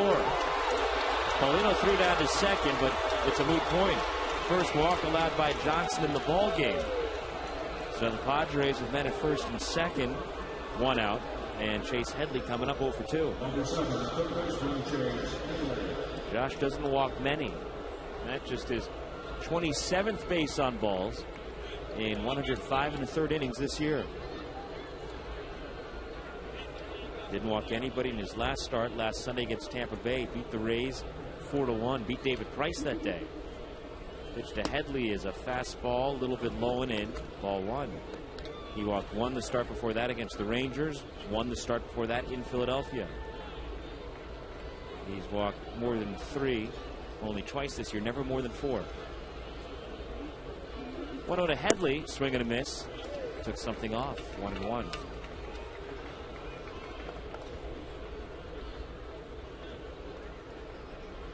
JJ with a 1-0 record, a 0.56 ERA into this one in 4 career appearances against the Padres, 2 starts and 2 relief appearances. His only other start earlier this year, April 26th, right here at Sun Life. 1-1 to Headley, swing and a miss. That April 26th start against San Diego, a complete game 10-1 win. For JJ, his only complete game of this season, the 4th of his career. Struck out 12, a personal high. Allowed a run on 3 hits. Had 3 hits of his own. Drove in 3.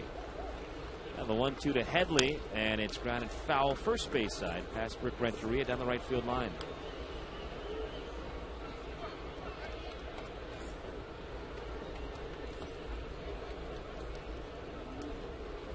Josh now at 84 pitches. He's thrown as many as 121 in his start this year. Now, time called. The hitter Headley asked for time, was granted by John Hirschbeck, the crew chief, who's behind the plate tonight. Runners lead. Eckstein from second base. Hairston from first. The 1-2. Swing and a miss. He struck him out. Changeup. And Josh Johnson records the K. Let's punch out number 6 for the Marlins right-hander. 2 down. And it'll be up to one of last night's heroes, Will Venable. In a scoreless game in the 7th, Will Venable hit a 2-run home run off Chris Volstad. Padres went on to take the series opener 3-0. Venable hitless in 2 tries tonight. Came in hitting .367 over his last 11 games. And he takes a strike from JJ. Venable overall this year, hitting .240. 7 homers, including the long ball last night, 29 RBIs. He's had a couple of games this year where he's finished just 1 hit shy of a cycle.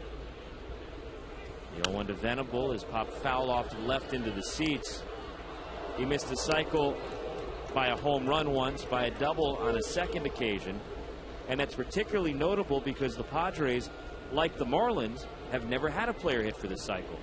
Padres have been around a little bit longer. Their first season was 1969. Marlins joined the National League in 1993.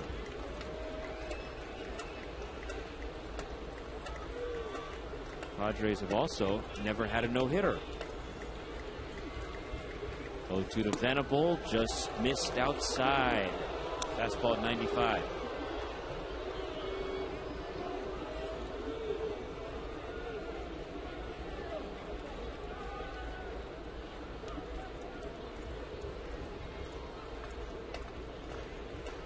Crowd begins some rhythmic applause. JJ trying to get out of this 6th inning and keep this a 1-run game. Padres 2, Marlins 1. 1-2 pitch, missed up and away. Cubs and the White Sox 1-1, top of the 6th inning on the south side of Chicago. Indians lead Cincinnati 3-1 in the 5th inning at Great American Ballpark. Hopefully no fights in the Cubs dugout tonight. 2-2 outside again, counts full. Well, that's a mess, isn't it? They've had to suspend Carlos Zambrano, who just lost it. Suspended indefinitely. Lou Piniella said today when he comes back, he's going to be a relief pitcher, going back to the bullpen. Now the count's full. Runners are going to be in motion. Eckstein from second, Harrison from first. There's a ball fouled into the third base dugout off the bat of Venable. We'll do it again. Yankees and the Dodgers into the 4th inning in Los Angeles. Dodgers have a 5-4 lead with Hiroki Kuroda on the mound.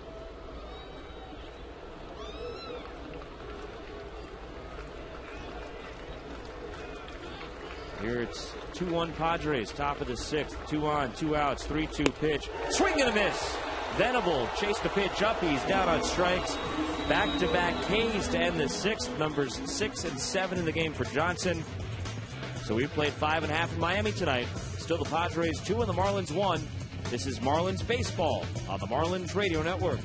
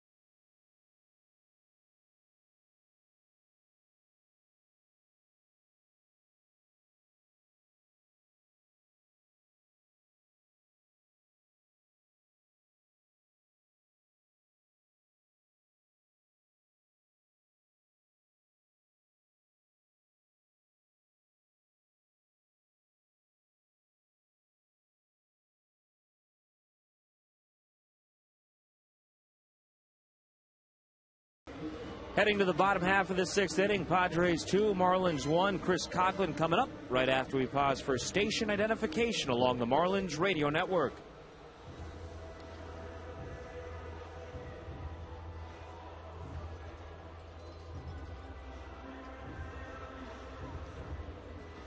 Well, it was a Tuesday night, April 27th. John Garland went 6 against the Marlins. Allowed 3 hits and 1 run. Beat him 4-1 that night. Tonight, he's allowed a run on 3 hits into the 6th, and he leads 2-1 as Chris Coughlin gets things started against the right-hander here in the 6th. Chris is 0 for 2 tonight, a ground out and a strikeout, and he takes low ball 1. Garland threw 5, hasn't walked anybody. He struck out 4, just threw his 82nd pitch. 57 strikes, 25 balls. 1-0 to Coughlin. In the air, shallow center. Gwynn coming in. He's there. 1 out. So ground out, a strikeout. Now a fly ball out for Coughlin. 1 down. Here's Gabby Sanchez. Marlins scored first in the 2nd inning. They got back-to-back singles from Ugla and Ross to get things started. 1st and 3rd, nobody out. Ronnie Paulino fouled out on the infield, but Mike Stanton a sac fly to make it a 1-0 game. Padres came back in the 4th. A leadoff single by David Eckstein. Adrian Gonzalez followed with an RBI double. They took the lead in the 5th on a sac fly by the pitcher John Garland on a foul ball down the right field line that Mike Stanton might have been better not catching. Might have been better off had he let it go. Strike 1 to Gabby Sanchez, who has singled and watched a called 3rd strike. 1 for 2 tonight. Garland's 0-1, driven foul out of play down the right field line. Got a trivia question for you. Yes. Metro Ford Lincoln Mercury trivia question. What player was on the 1997 Marlins ball club and the 1998 San Diego Padre team? Well, because I was there in San Diego in 1998, I actually know that there were 2 of them. One was much more prominent than the other. So I think I know what we're getting at here with the answer. The 0-2 pitch to Gabby Sanchez misses outside and low. There was a member of the 97 World Series champion Marlins team, a very prominent member of that team, who was a very prominent member of the 98 National League Championship Padres club, as Gabby rolls one toward the shortstop. Backhanded pickup by Jerry Hairston Jr. over to first. 2 down. There was also a relief pitcher who I think got into 16 games for the Marlins in 97 and was on the Padres roster in 98, was actually hurt. Wound up not playing at all that year. So if you want to be really technical, there were 2 guys. The more obscure of the 2 was Ed Vosberg, left-handed relief pitcher. Yeah. The much more prominent was the MVP of the 97 NLCS for the Marlins, and the pitching hero for those 98 Padres, Kevin Brown. You got it. Pretty good name. Pitch to Hanley outside for a ball. For that, I have for you for winning that. Yeah. I don't have a car. Yeah. But I do have a Marlins beach set for you. Oh, thank you. 1-0 pitch to Ramirez outside and low. The kids will love it.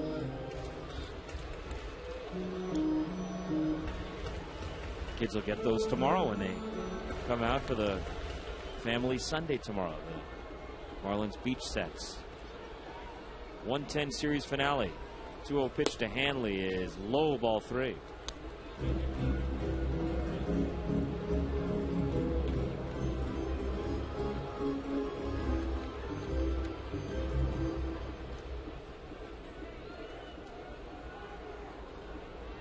Hanley a fly ball to right in the 1st, a ground out to the shortstop in the 3rd on 3-0. He's taking all the way and he draws a walk. So 2 down. The Marlins have the tying man at first. Jorge Cantu coming up. He's 0 for 2 tonight. The way the last 3 2/3 innings have gone for the Marlins, this is a rally, a 2-out walk. That's the first base runner for the Marlins since Cody's single in the 2nd inning. 14 in a row retired by Garland before that walk. Oh, with one swing of Cantu's bat, it could be a big rally here. The Marlins down a run. And Jorge is due 0 for 2 tonight, 3 for his last 38. That's on the heels of his 12-game hitting streak. Who would have believed the way he started that Jorge Cantu would be hitting .261 now as we approach the end of the month of June. Had a great April. He's cooled off in May and June. Toss to first. Hanley's back to the bag. We've seen Hanley run a lot lately. He's stolen 14 bases, caught 4 times. Nick Hundley, if you're wondering, throws out 22% this year, 7 out of 32. Garland generally does a pretty good job holding runners. Pitch to Cantu is in there for a strike.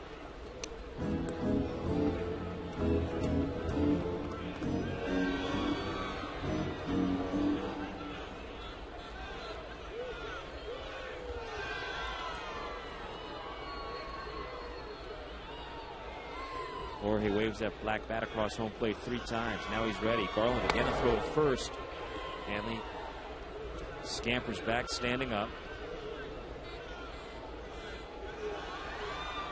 Held over there by Adrian Gonzalez. Outfield deep for Cantu. Left fielder Scott Hairston shades toward the clock in left center. Gwynn in center, a step or 2 toward left center as well. Again a throw over. Garland trying to keep Ramirez close. Have Hanley steal second here. He could score on a base hit. And he's the tying man. Marlins have been out hit 5-3. They trail 2-1 in the bottom of the 6th. Hanley hands on his knees as he leads from first. Garland's 0-1 to Cantu. Had a big rip and he fouled it straight back. It's a 90-mile-per-hour fastball from Garland on his 93rd pitch in the ballgame. He's thrown 1 more to this point than Josh Johnson has tonight. Both bullpens have been quiet all night. 2 good pitchers locked up in a 2-1 ball game. Right now, Garland with the edge. Cantu hoping to change that, though. He's only knocked in 3 runs in his last dozen games. The 0-2. There goes Hanley. Cantu takes high. Hundley double clutches, makes a strong throw, though, and Hanley is out at second base. Caught stealing 2-4, even though the catcher Hundley had a little bit of trouble getting that ball out of his glove. So that's it for the Marlins rally in the 6th. A 2-out walk. But they can't score a run. We go to the 7th. Padres 2, Marlins 1 on the Marlins Radio Network.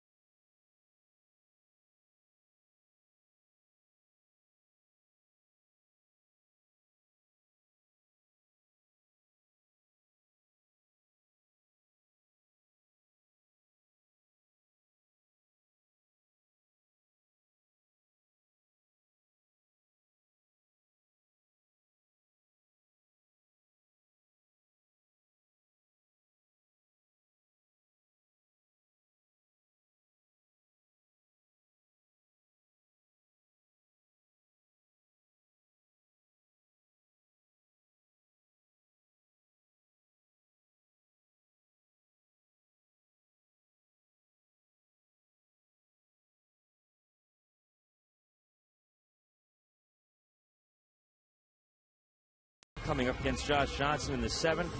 They lead the Marlins 2-1 tonight. San Diego looking for its 5th win in its last 6 games. Padres having a good road trip so far. They went into Tropicana Field, took 2 out of 3 from the Rays. They won here in Miami last night. 3-1 in this 6-game trip. They're 20-14 overall on the road this season.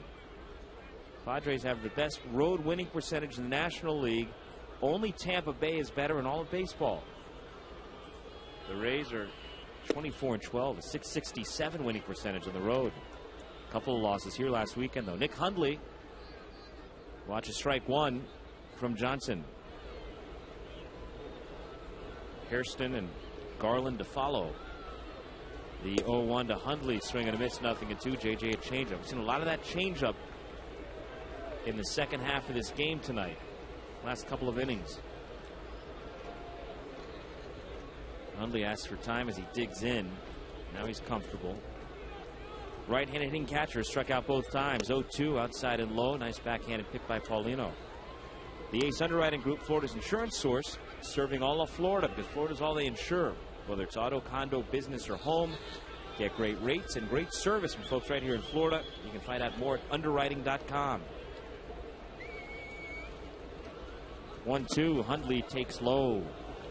Fastball, 95. Well, Josh Johnson finds himself in an unfamiliar position, trailing late in the ball game.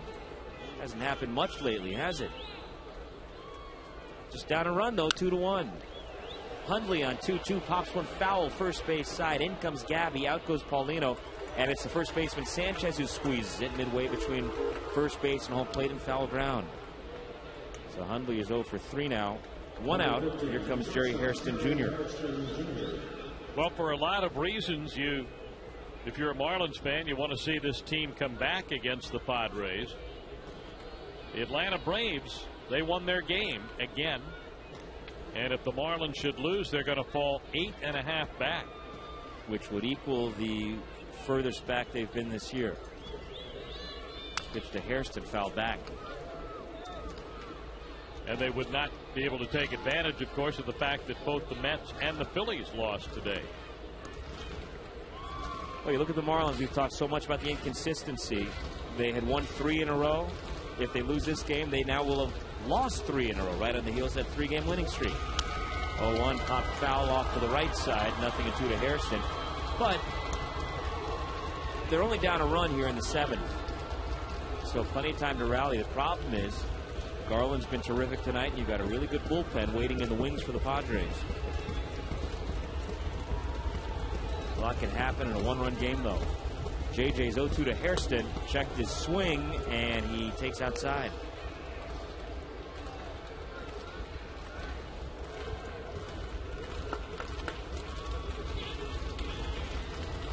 Folks start banging those inflatable fists together that they received the giveaway item here tonight.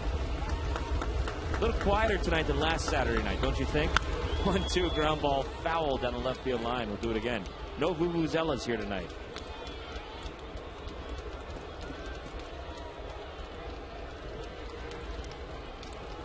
And no more vuvuzela exposure for the U.S. at the World Cup. Eliminated in extra time by Ghana today, 2-1. 1-2 to Hairston, swing and a miss. He struck him out. JJ with strikeout number 8. He's fanned 3 of the last 4. 2 down in the 7th, and the pitcher Garland is going to bat.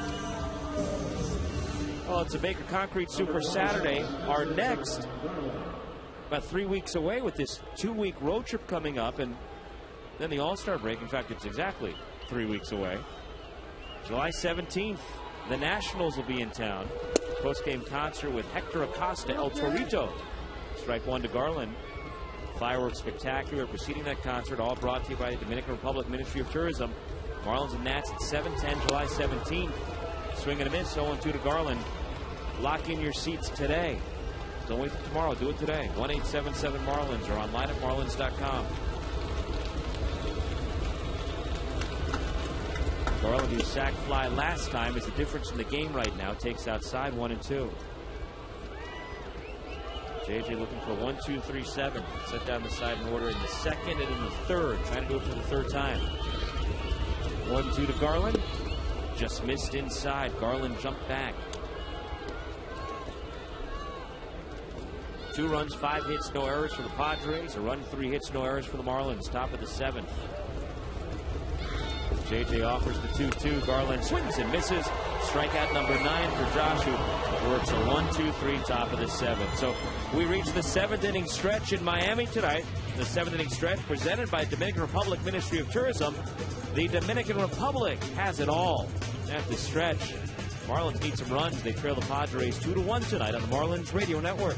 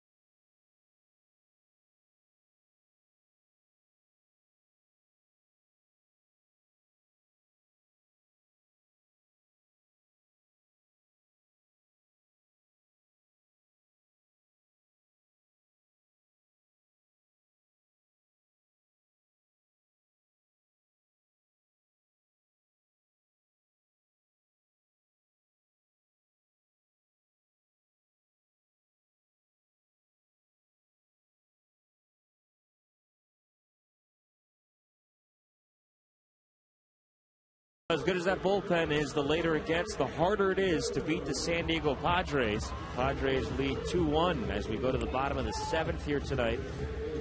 Cantu, Ugla, and Ross to face John Garland, who's gone all the way so far.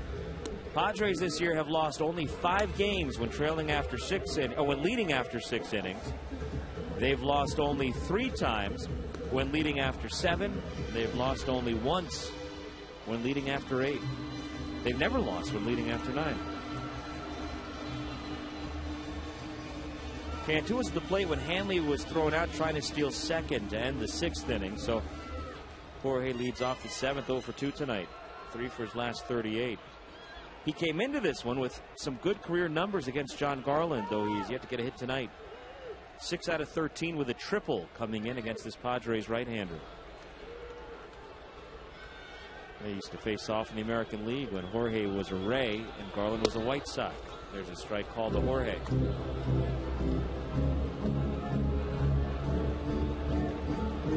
Well, last night was a night where the Marlins had a lot of chances, just didn't score. They haven't had as many chances in this one. The 0-1 is rolled slowly back toward the hill. Up with it, Garland throws to first. Cantu's 0 for 3.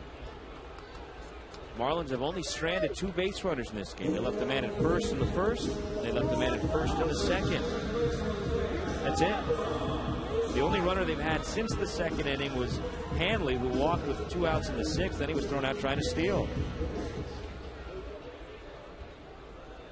Here's Dan Ugla to the plate. Now, Josh Johnson has thrown 107 pitches through 7 innings. And the Marlins get the bullpen busy right now. Lefty Taylor Tankersley and right-hander Brian Sanchez beginning to loosen. Ugla takes over the inside edge, strike 1. Dan singled and scored the only run back in the 2nd, the culmination of a 10-pitch at bat. And he grounded to third base in the 4th, so he's 1 for 2 tonight, hitting .262 overall. The 0-1 is over the outside edge, strike 2.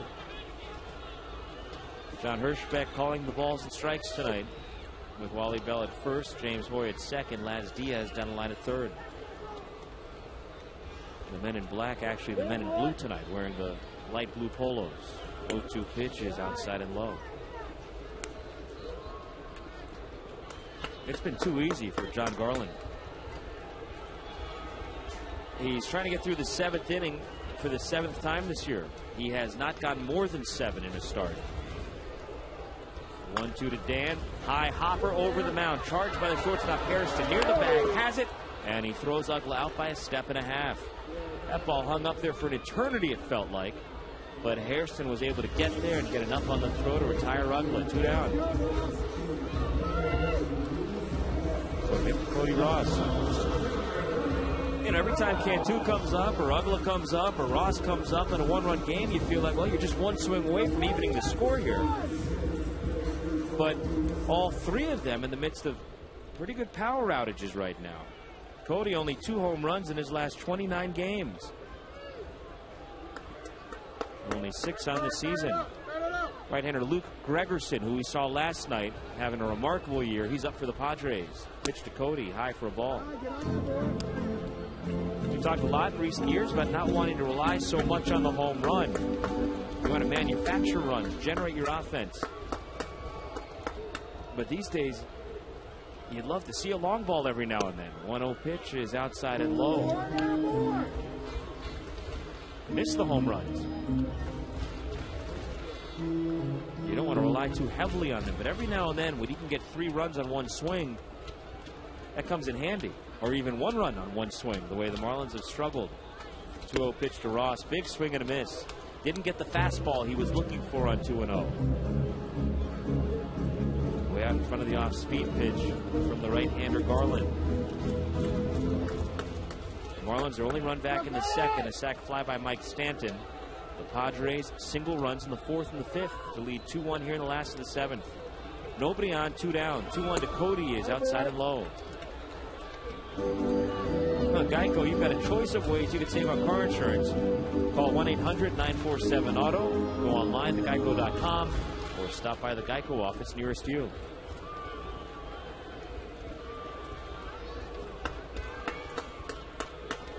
The 3-1, Garland to Ross had a big rip and he fouled it back to the net. Counts full. And that's an example of what's been happening to Cody. He's getting some fastballs to hit, and he's fouling them straight back. And a good hitter's count, 3-1. We talked a couple of nights ago about how Hanley has struggled with good hitters counts, not putting up numbers in 2-0 and 3-1 situations. Payoff pitch now to Ross, and it's lined back up the middle. Eckstein can't get it. It's into center field. A 2-out single for Cody. So the Marlins have the tying man at first. And here comes Ronnie Paulino. He's had some big hits this year. Marlins could use one right here. Cody's had the last 2 hits for the Marlins, 2 of their 4. His last hit coming in the 2nd inning, and the Marlins did not have a hit until now. Cody again with a single. And here comes Bud Black out of the third base dugout. That 2-out single by Cody Ross could very well be the end of the night for John Garland. Let's see. Let's see if the manager has not yet made the move. John Garland nodding his head yes. As though he's thought, I'm okay, I can do this. I can get you out of this inning. He's a veteran. He's been around a long time. And he may have a little bit longer leash than some of the younger Padres starters. Now the home plate umpire, John Hirschbeck, out there. Not to break it up, he's just standing out there as though he's part of the conversation. The entire infield is on the pitcher's mound as well. And now they're going to make the call to the bullpen. After all that, only now do they make the signal for Luke Gregerson. So Garland is done. He takes some gum out of his mouth and slams to the ground as he crosses the third base foul line. He wanted to get through the 7th, but the 2-out hit by Cody gives the Marlins some life. Gregerson coming out of the bullpen. We'll tell you about him after this Metro PCS call to the bullpen. We're in the bottom of the 7th. Padres lead it 2-1 on the Marlins Radio Network.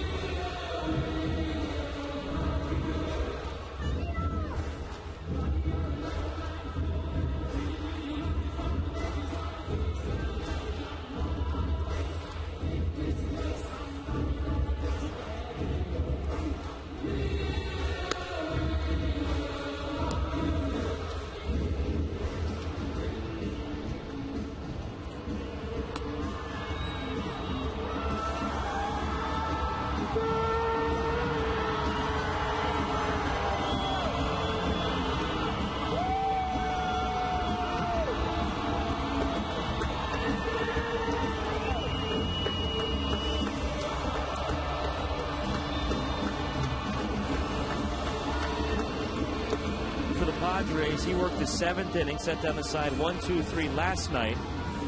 First man he faced in that 7th was Ronnie Paulino, who flew out to left. Paulino, the first man he'll face here tonight. He comes in with the Padres leading 2-1, 2 outs here in the 7th. Cody Ross at first base, and Paulino due. Gregerson's numbers, we said last night, it's as though there's some typos on that stat sheet. He's 2-2 with a 1.66 ERA as he pitches for the 36th time this year. Listen to this, 38 innings. He's allowed only 15 hits. Opponents batting 118 against him, lowest in the National League. He's given up 8 runs, 7 earned. He's walked only 4 and struck out 48 in 38 innings. A 12-to-1 strikeout to walk ratio. You like to be 2-to-1 or better. He's 12-to-1 strikeouts to walks. And he'll go after Paulino with Cody at first, the tying man. 2 runs on 5 hits for the Padres, 1 run, 4 hits for the Marlins. Garland gone after 6 2/3. Looking to beat the Marlins for the 2nd time this year and for the 4th time in the last 2 years. Beat them twice last year. Toss to first, diving back to the bag, Cody. Paulino's 0 for 2 tonight. Had a couple of hits and 4 tries last night. Outfield deep, looking to cut off the extra base hit. Cody's running on contact with 2 down. Good score on a double. Pitch on the way to Paulino, way outside, ball 1. Mike Stanton would be next. Marlins have scored 1 run in 15 2/3 innings in this series against this terrific Padres pitching staff. statistically the best in all of baseball here in 2010. 1-0 pitch to Paulino. Breaking ball taken for a strike.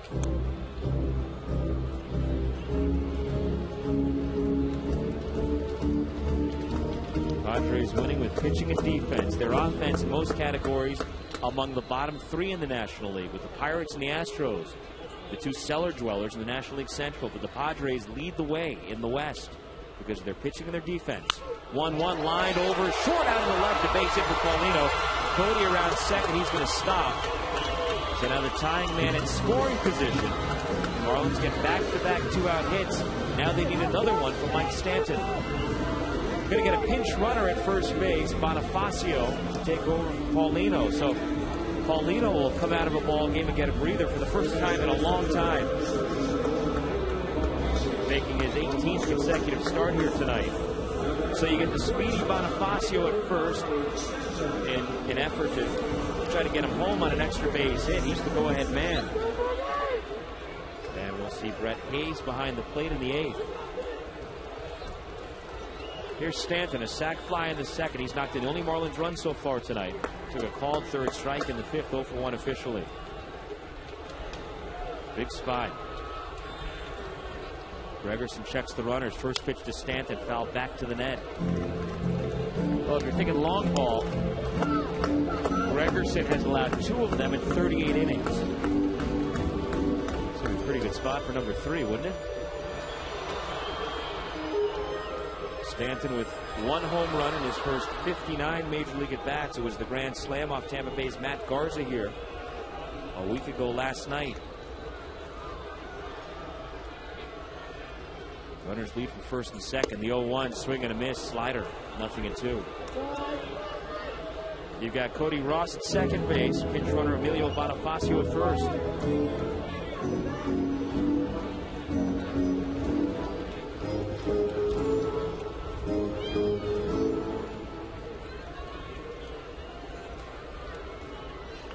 Second baseman Eckstein shades up the middle against Stanton. The outfield again very deep.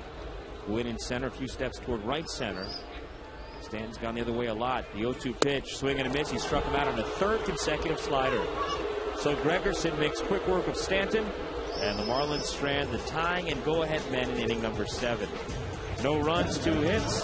They had left 2 through 6 innings. They leave 2 huge runners here in the 7th. We're headed to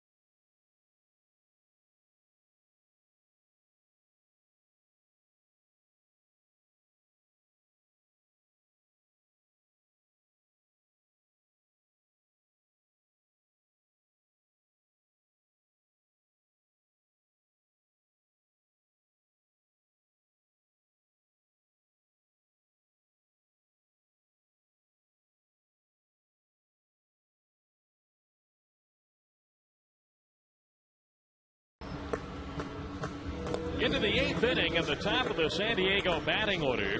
Quinn, Eckstein, and Gonzalez against Josh Johnson. The Padres have a 2-1 lead.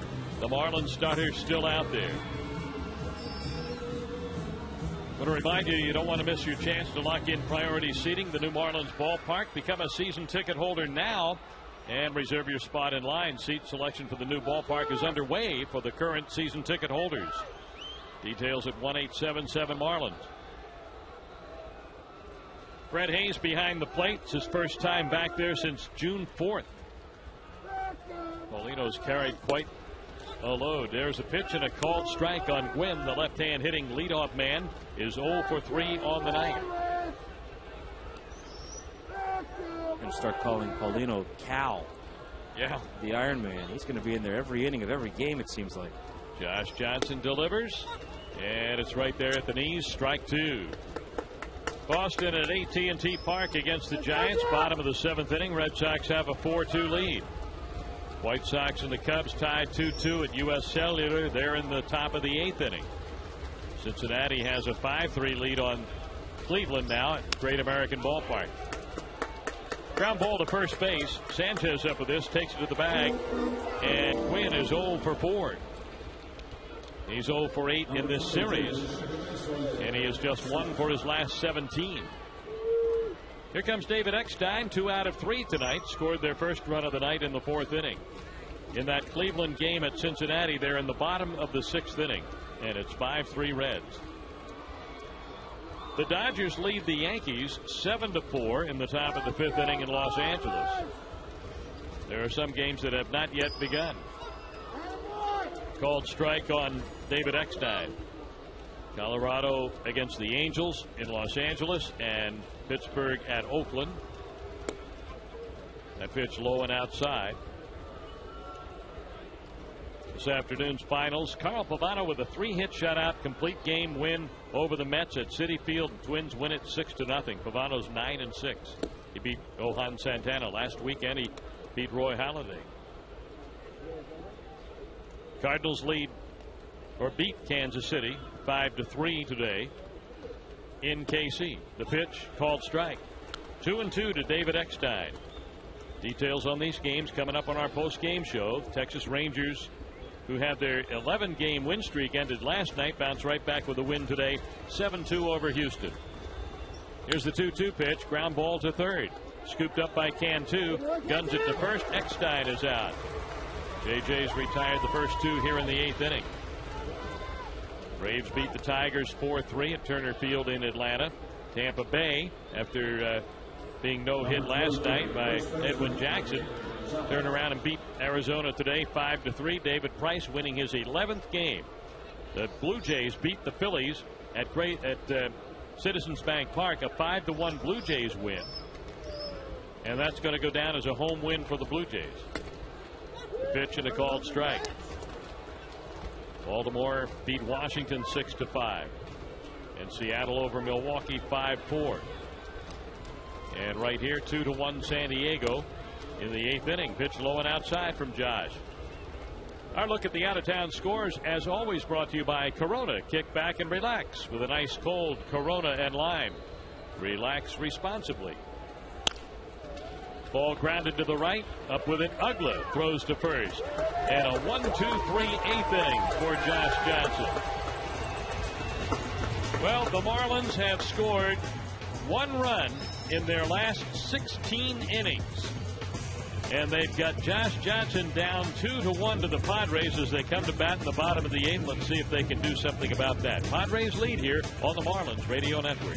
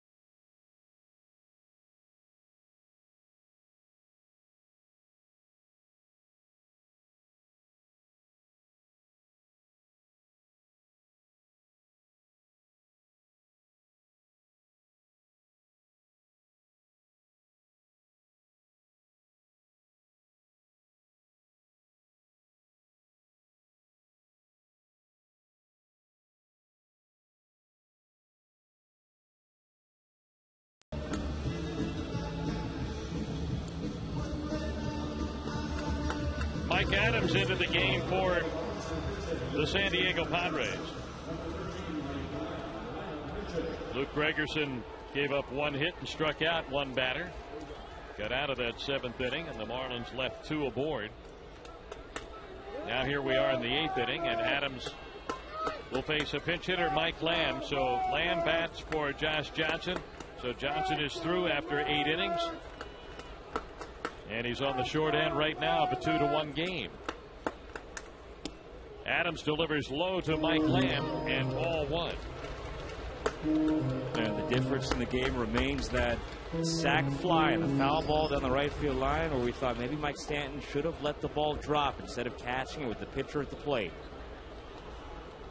Here's the 1-0. That's on the outside edge, a strike. Adams into his 36th game, a 1-1 record, a 2.31 ERA. League hitting just 181 against him. Mike Lamb doesn't get called upon often, a veteran left-handed batter. 5 for 24 as a pinch hitter. Strike 2, 1-2. 185 for the year.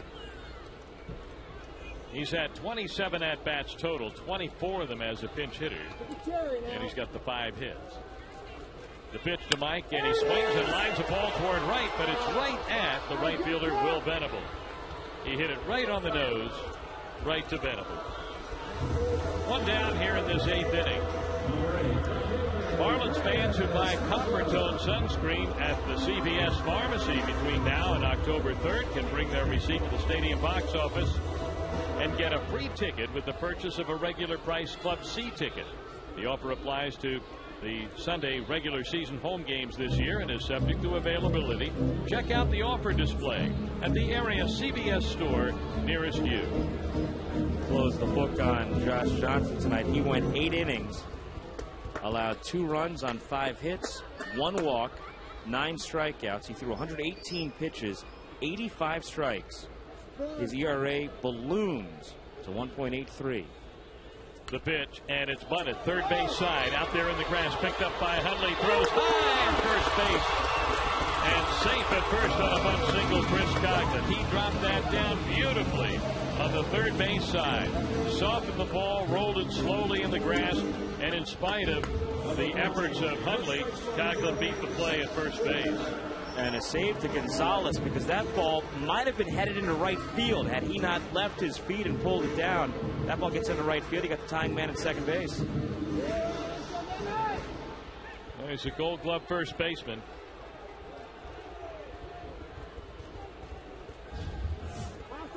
So Mike Adams now with the tying run at first base and 1 out, and Gabby Sanchez, the batter, 1 out of 3.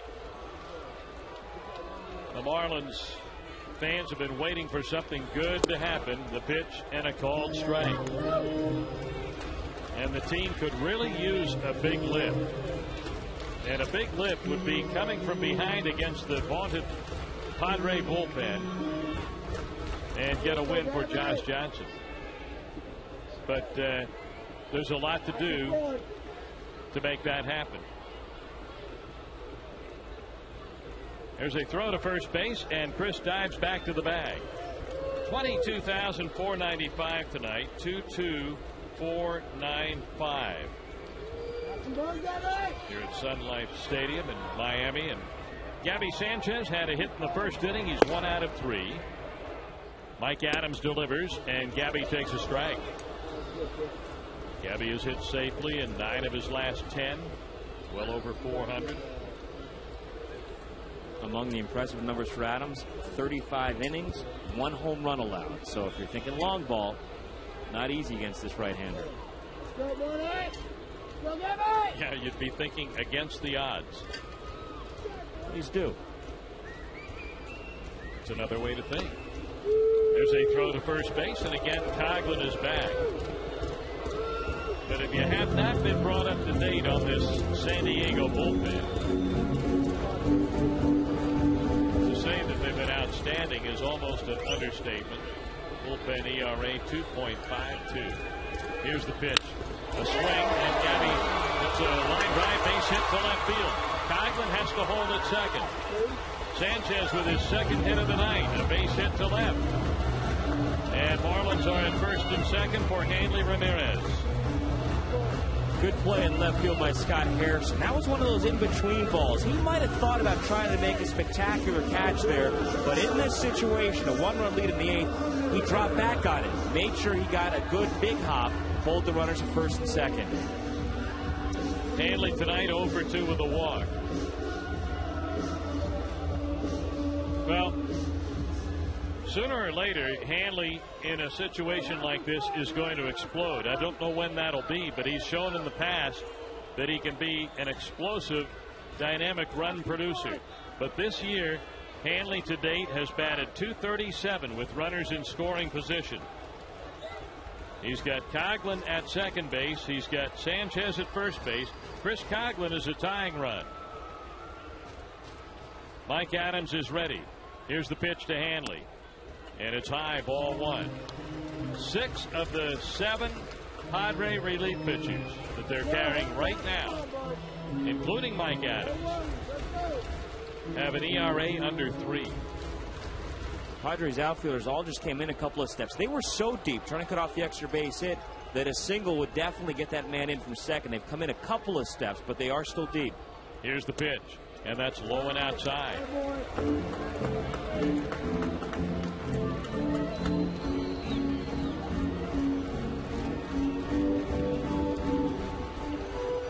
Two balls, no strikes. Tying run at second. Go ahead run at first base. Padres lead 2-1 here in the 8th inning.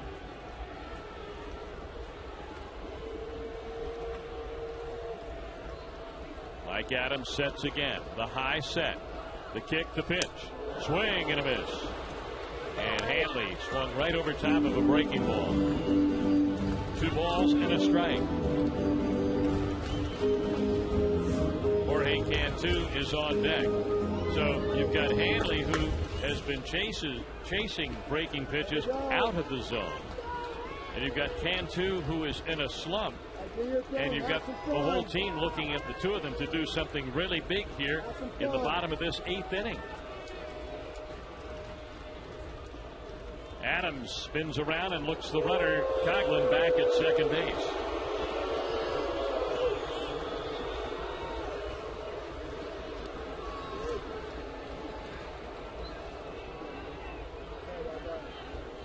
The Marlins have had trouble in these one-run encounters. They played 20 previous one-run games. They've lost 13 of the 20. The pitch to Hanley, again low and outside, and he chased it. Strike 2. It's reminiscent of the at-bat he had in Baltimore a couple of nights ago. Remember that? The strikeout with 2 men on against Jason Burkett in the 6th inning Thursday. 3 pitches, 3 breaking balls, all down and away. Chased them all. 2 balls, 2 strikes to Hanley Ramirez. Mike Adams trying to check Coghlan. Now the pitch. And they go to the outside corner and miss out there. And this time Hanley did not chase it. 3-2. Hanley last year, the National League batting champion. And he excelled in all these situations. Excelled against both right and left hand pitching. Runners on. Late inning situations. Now a payoff pitch at 3-2, and Adams steps off the rubber. And so Nick Hundley is going to go out and talk to Mike Adams. Adams is the 3rd pitcher. Right now, John Garland is in a position to win. And he is looking for this very good Padre bullpen to put yet another game away. JJ can still get a win tonight if the Marlins are able to grab the lead here in the bottom of the 8th. Yep. He pitched well enough to win, that's for sure. Chris Volstad had a good start last night. Hanley asking for time. Olstad went 6+. The Marlins didn't score.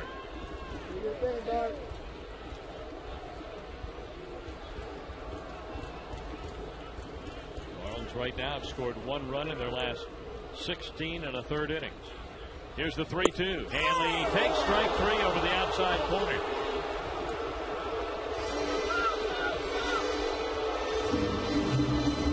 Two down.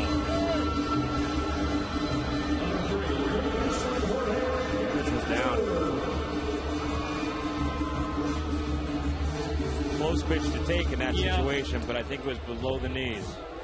I do think it's close to take, but Hirschbeck has had an expanded zone a good part of the night, hasn't he? Yes, he has.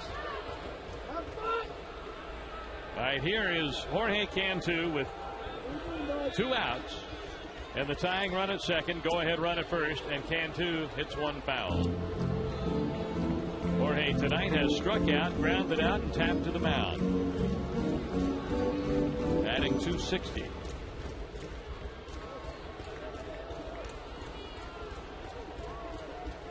Just 3 for his last 39. 2 of those 3 in the last 39 have been home runs. The pitch to Cantu, and it sails high. Thinking of the one off Jeff Neiman. One off he connected in Baltimore. That was the Wednesday game. Oh, the Neiman home run. Yeah, he connected off Mattis. Here's the pitch. Swing and a miss. 1-2. You've got the guys you want up there, but they're scuffling right now.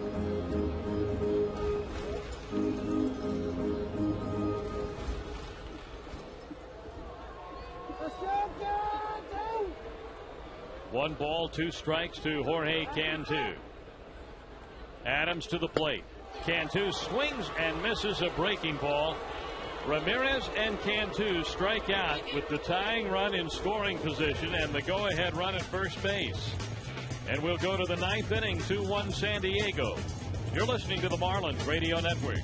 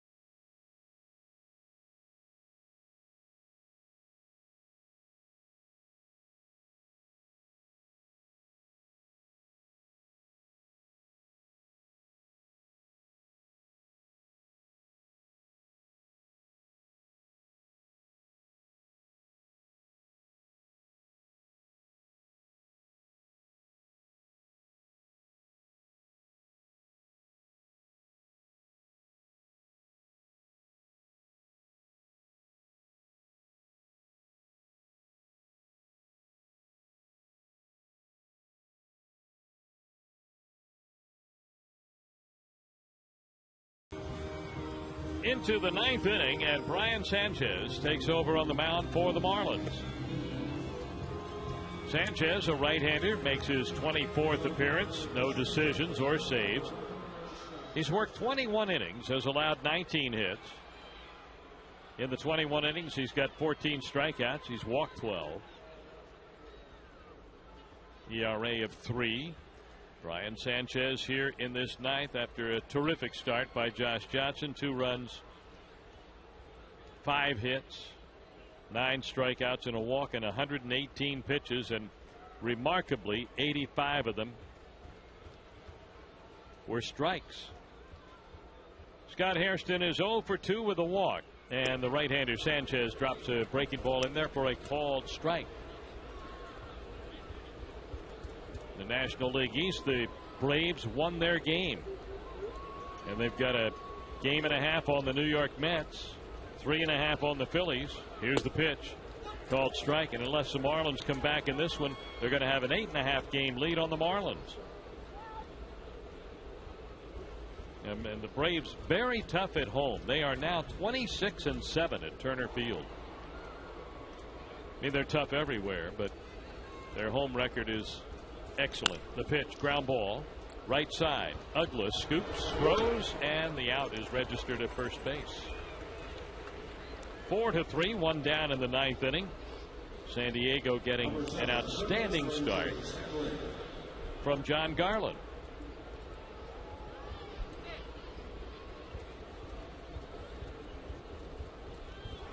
Here's Chase Headley, their third baseman. He is 0 for 3 on the night.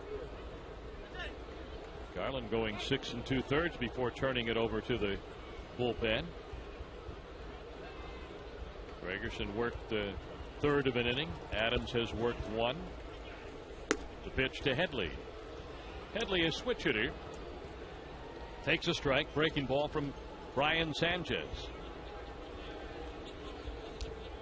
Matt Latos and Anibal Sanchez tomorrow to wrap up this series and this homestand. The pitch. A fly ball off the end of the bat for Coghlan in left. And he hardly had to move. Makes the catch. Headley is out. 2 down. Will Venable will bat. He has struck out twice and popped up once. You know, it's scary. As good as Richard was last night and Garland was tonight, 12 2/3 innings, just 1 run allowed on 9 hits between the two of them. Latos is the guy who's been carrying this pitching staff lately. He's been their Josh Johnson. You look at his game-by-game log, almost as impressive as JJ's over the course of the last month or 6 weeks. Venable, left-handed batter, swings, misses. Strike 1 to Will Venable. A baseball and basketball star at the University of Princeton.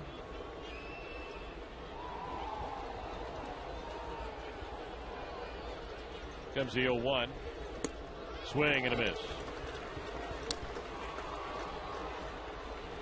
Well, if the Marlins come back and win this one, and maybe because there was just a black cat running loose in the middle of Heath Bell's warm-ups down in that left field bullpen. He was running back and forth in the bullpen. Venable chases a pitch almost in the dirt, might have been. And Venable goes down on strikes for the 3rd time in the game. Brian Sanchez did his job. Now we'll go to the bottom of the 9th inning. The Padres sending their closer in here. And the Marlins are down a run. San Diego 2, Marlins 1 on the Marlins Radio Network.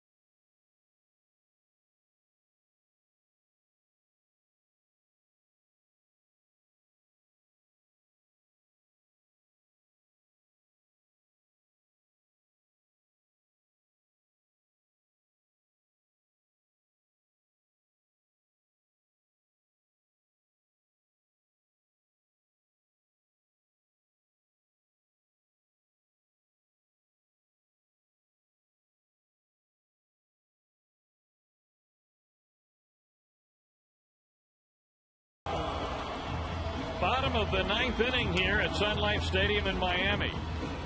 Crowd of over 22,000. Heath Bell comes on to pitch for the San Diego Padres. He is their closer. He has 20 saves. He's also won 3, has not lost a game.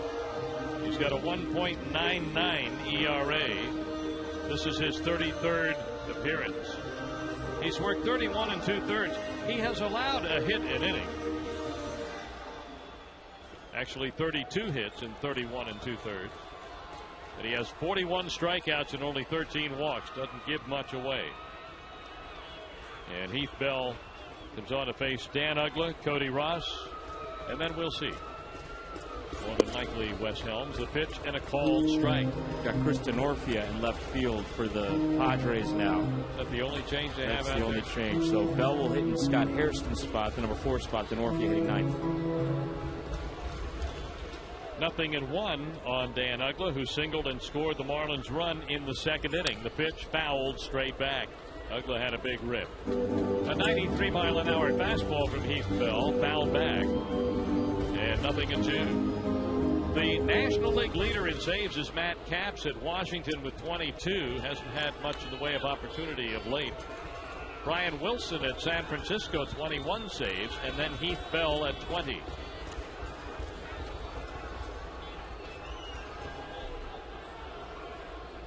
Bell straightens, works off the first base edge of the rubber, and a ball drilled through the left side. A ground ball single to left, and the Marlins have the tying run on to open up the bottom of the 9th inning. That's going to bring Cody Ross up, who is 2 out of 3. We're talking about the Braves with a 1.5 lead in the division. Cincinnati Reds with a tie in their division, pending the outcome of their game. We'll get details on that coming up on the post-game show. And these Padres lead the National League West 2.5 games on the San Francisco Giants. Our nightly look at the standings brought to you by the Ace Underwriting Group, insurance for all of Florida, because Florida is all they insure. Visit Ace Underwriting at underwriting.com. Well, Bell will pay close attention to Dan Uggla, who has only attempted 2 stolen bases this year and has been successful.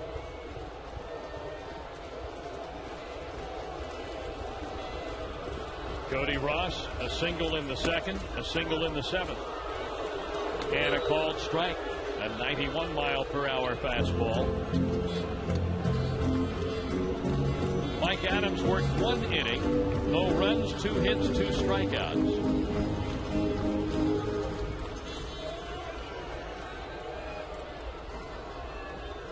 Marlins with 8 hits, but only 1 run. Bell set, steals. Cody swings, line drive out into right center, laying out, diving for it. Gwynn comes up with a wonderful catch, throws toward first base. Uggla made it back. And Tony Gwynn with a terrific running, diving catch out in right center. And Uggla back to first base, and Cody has been robbed.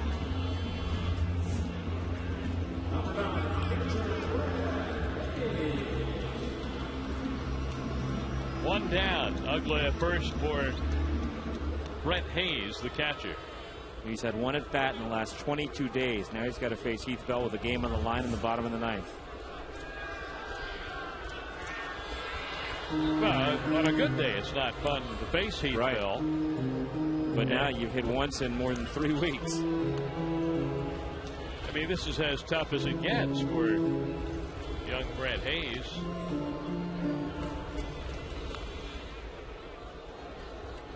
Batting 200, 4 hits, 20 at-bats. It's only been used once to pinch hit. This is not a pinch hit appearance, but I'm just mentioning he has only come off the bench to hit 1 time. The pitch to Hayes, swing and a miss, strike 1. 0-1 on Brett Hayes. His last hit was more than a month ago on May 22nd. He's only had 9 at-bats since then, but as he's played so sparingly, this is a great test to see how prepared are you when you're called upon. Heath Bell with the infield at double play depth, throws over to first base to check Dan Uggla.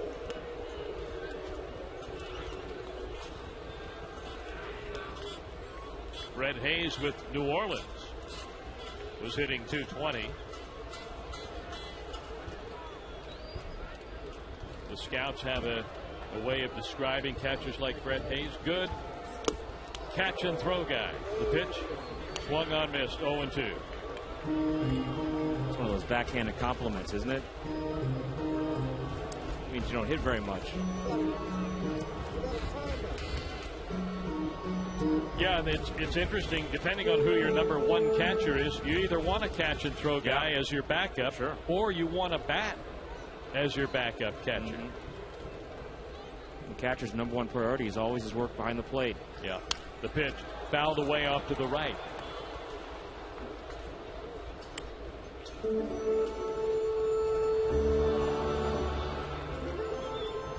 Now, if you get both, you've got a real bonus. If you have a backup catcher who handles pitchers well, throws well, and can swing the bat, you're usually playing deep into October. You have a good deep ball club. 0-2 on Brett Hayes. The pitch. Low and outside, a scrambling stop by Hundley. Most teams looking for a number one catcher who can do those things, let alone a backup.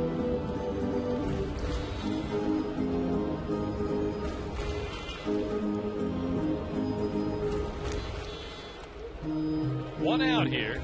2-1 San Diego. In the ninth inning, the Marlins bat with Ugla at first base. Brett Hayes back in there. Right-hand hitter, straightaway stance. Bell, who bends sharply at the waist to get the sign, delivers. Pitch is elevated, and it was up in the zone, perhaps out of the zone, but swung on and missed by Hayes, and he's down on strikes for out number 2.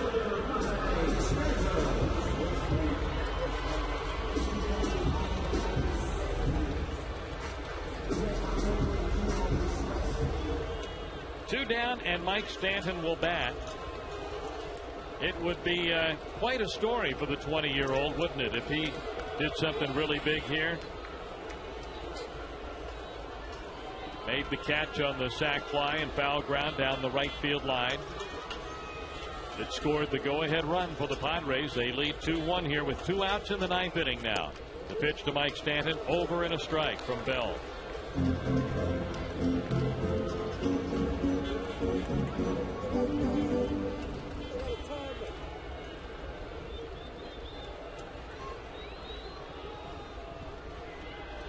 Bell straightens. Ugla still at first. Pitch low and outside. Ball bounces away from Hundley. Taking off for second. Ugla, he's down to second base. That could be huge. Ugla with great anticipation, figuring anything in the dirt, I'm going. And that ball was in the dirt, and before it even rolled away from Hundley, Ugla was on the move to second base. That's a terrific heads-up base-running play by Dan Ugla, looking for any opening to get down to second base.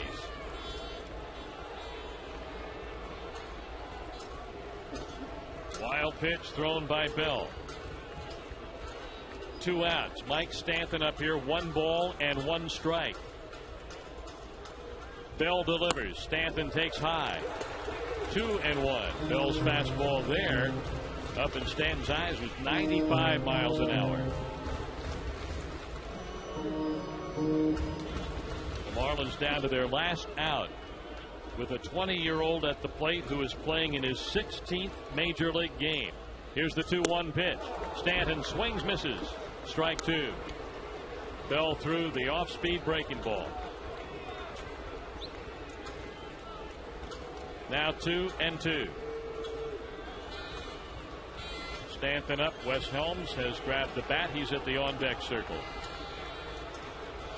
Here comes Bell's pitch, and it's taken. Strike 3. The pitch was well off the outside corner, but that call's going to end the game. Stanton is out, and you cannot blame him for taking that pitch.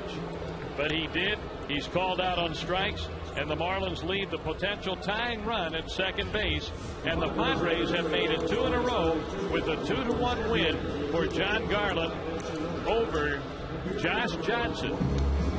Back with the totals in a moment on the Marlins Radio Network. Terrible